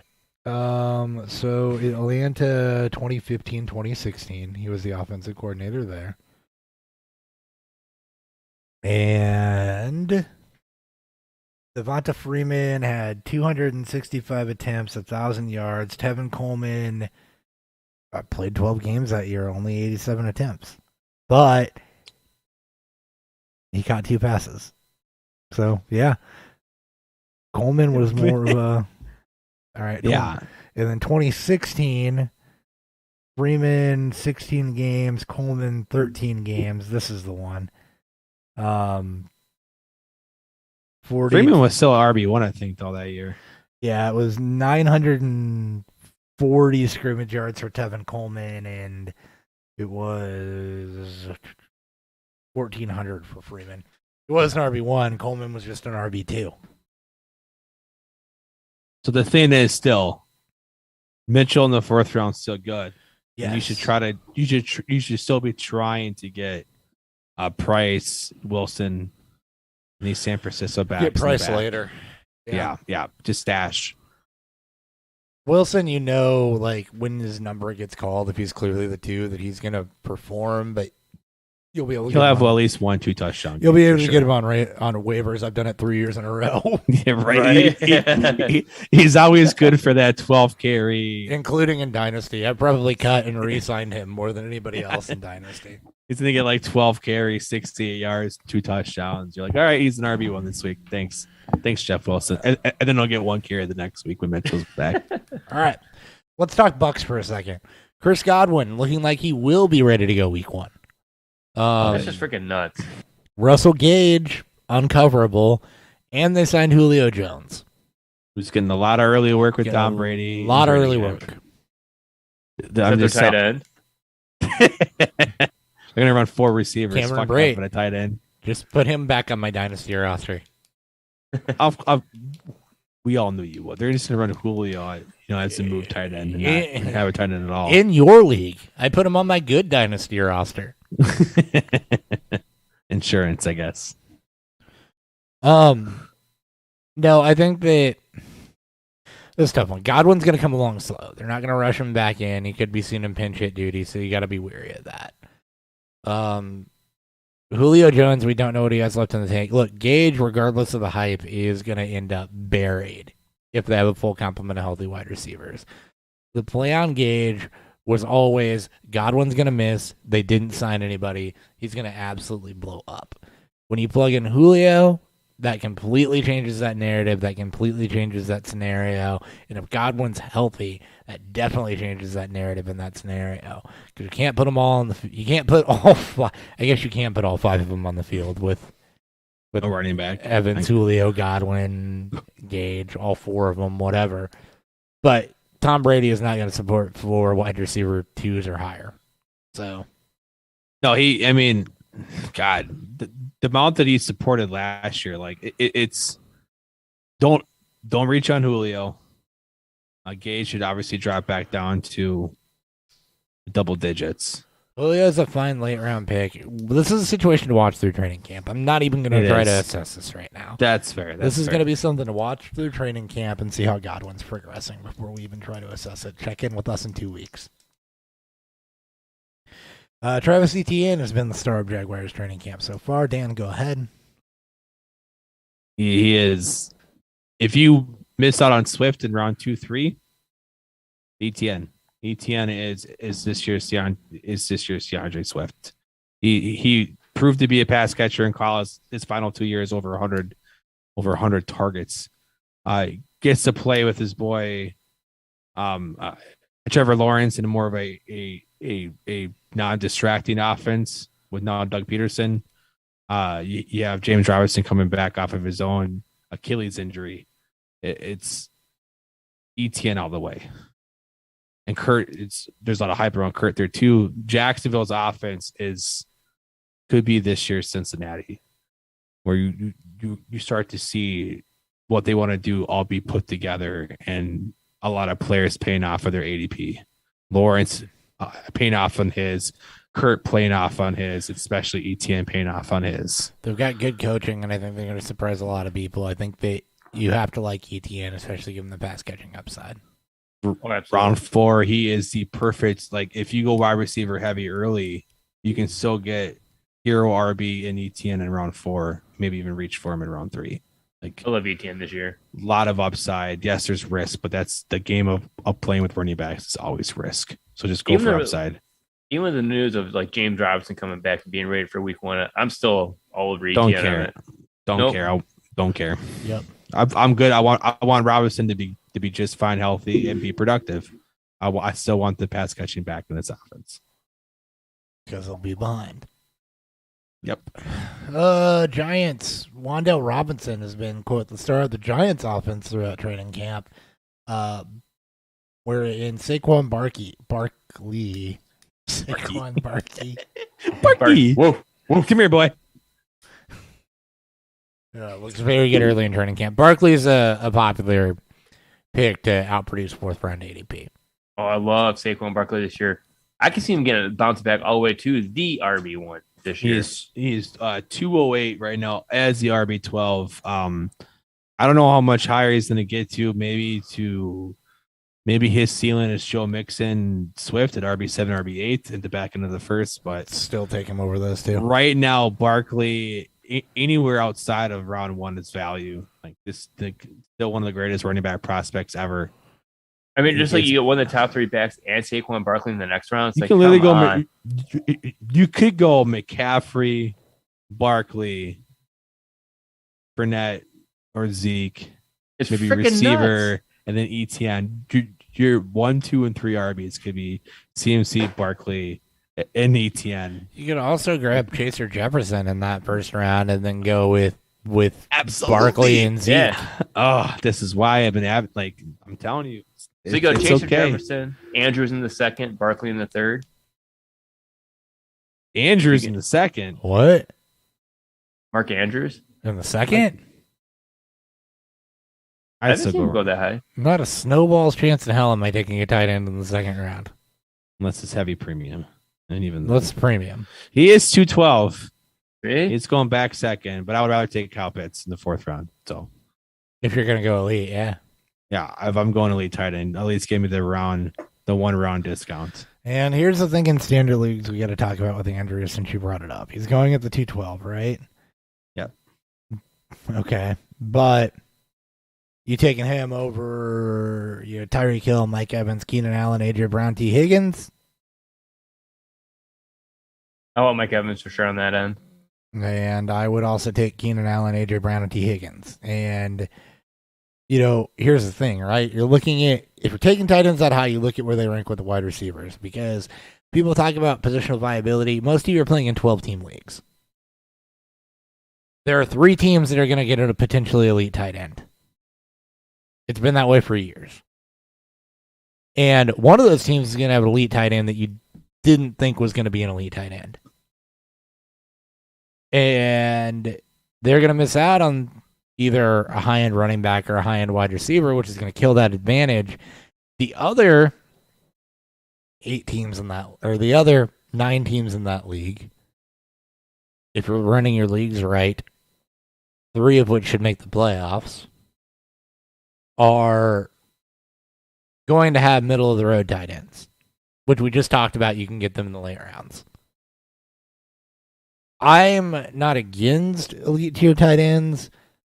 I don't want to take Kelsey at the 203 ahead of guys like Kamara, Barkley, Williams, Lamb, Debo, around guys like Chubb, Diggs, Swift, Mixon at a 30-plus-year-old tight end.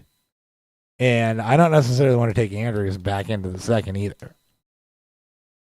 Given the running back scarcity, given the drop-off of wide receiver, there's still value you can get late. But there is definitely a drop-off after the top of the 3rd round. See, I'm fine. It's more so, it's how you want to construct your first 3 or so picks. So if you're taking, Kelsey top end of the 2nd, you have to look at what's going to be back there at the back end of the 3rd, early 4th. So you're rounding out your roster. So it's more so, okay, fine. Let's say we go, you can go, Chase, Mixon. Like it just depends how you want to structure your roster based on league setting, based on scoring settings, and how you want to shape your starters or shape who you're going to be your build around players. I think Kelsey can easily finish as a wide receiver 1 this year as a number 1 tight end.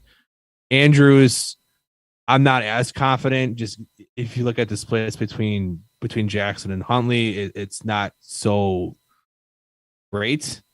A lot of Andrews' damage came with Lamar Jackson's backup, but Lamar is playing out of his fucking mind right now, and Andrews is still going to be a heavily volume tight end.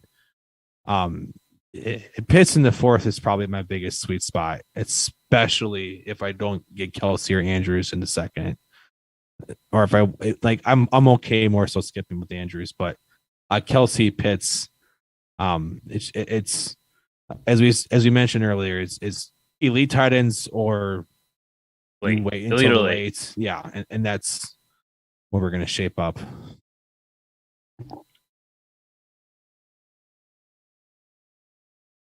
I love Travis Kelce this year a lot. I have a feeling he could break the tight end record for receptions and targets. Ladies and gentlemen, we have moved on to top tier tight ends, which tells us how much we care about Wan'Dale Robinson, which is where we initially started this conversation. I've been seeing more Tony talk than like this. Wan'Dale is the best. Like I've seen a lot of Tony hype, not so much Wan'Dale. So yeah, I'm on Tony. Maybe it's not me buying into Wan'Dale as that talk. I'm not gonna buy into fucking whatever dude's name is. 5'6" wide receiver. Tavon Austin 2.0. I'm not buying it. Yeah. Nope. Tony at value, and then Barkley, and then maybe Daniel Jones at value. That's about it.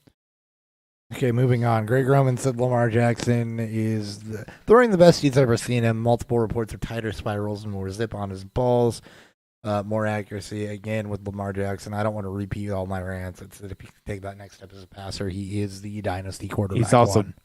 He's also bulked up to 230, which I also like because that makes him able to absorb his play style, and which is also a lot of people are contributing to more of his zip because it's all packed on muscle. Like Lamar contract here potentially. Whew, it's gonna be fun. All right, Colts wide receivers. Paris Campbell and Matt Ryan have shown a strong connection during the early days of Colts training camp, where Alec Pierce has been with the starters from day one, learning all three wide receiver spots because that is something that is required by the Colts.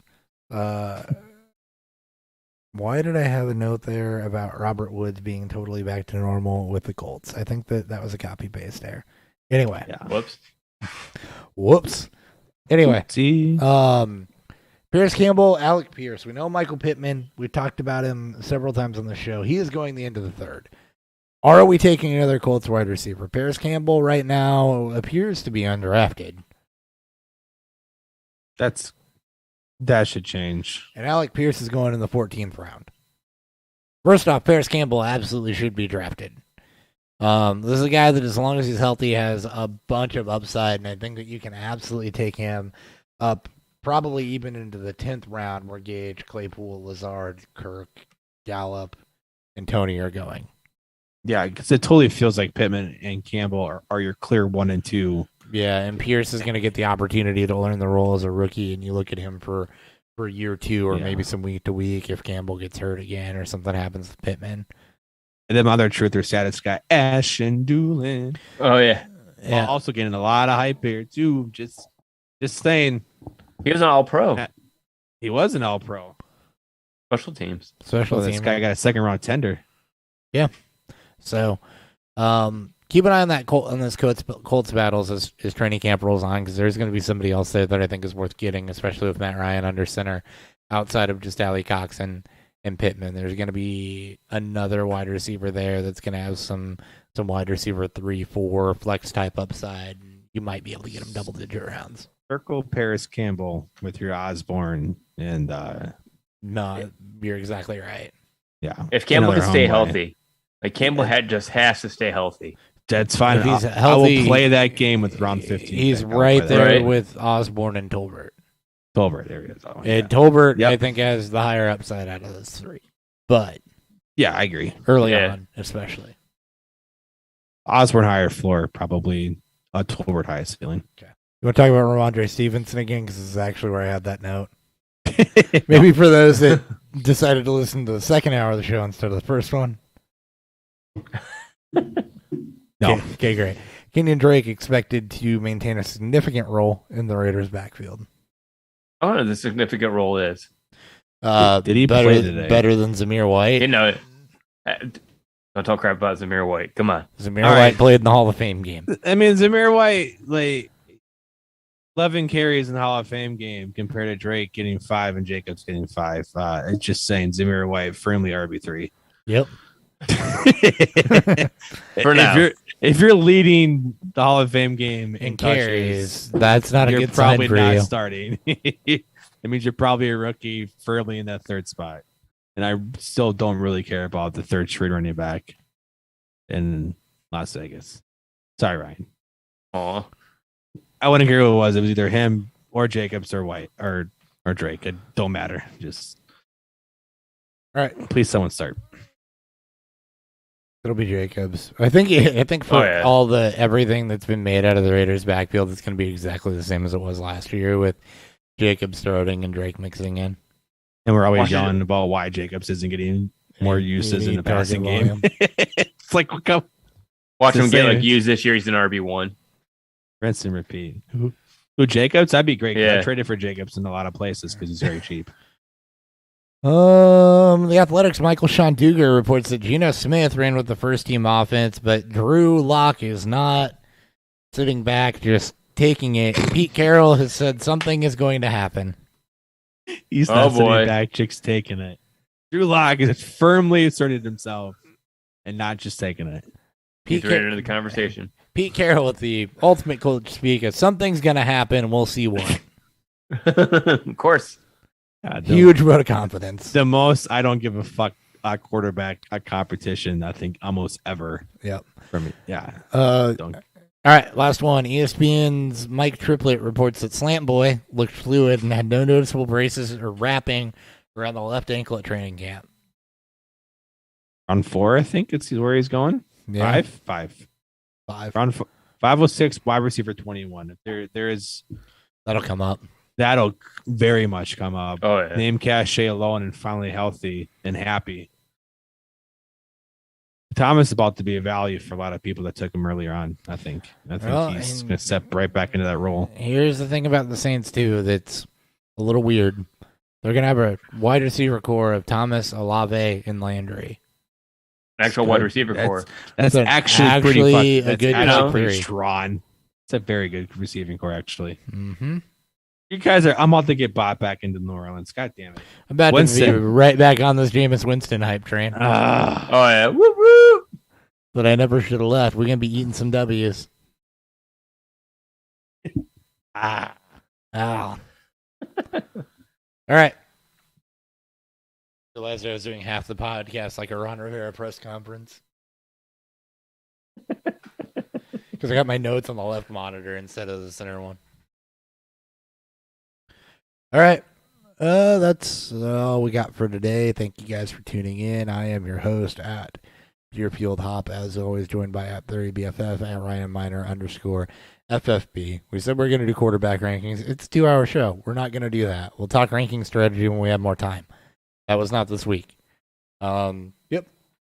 Beer Fueled. Next week? Huh? Next time? Maybe next week? I'm Ron Burgundy? I'm confused. There we go. Jeez, oh, Pete. I was waiting for it. I'm like, come on. Oh, I just saw that the building QB rankings in the note. Next time, build rankings.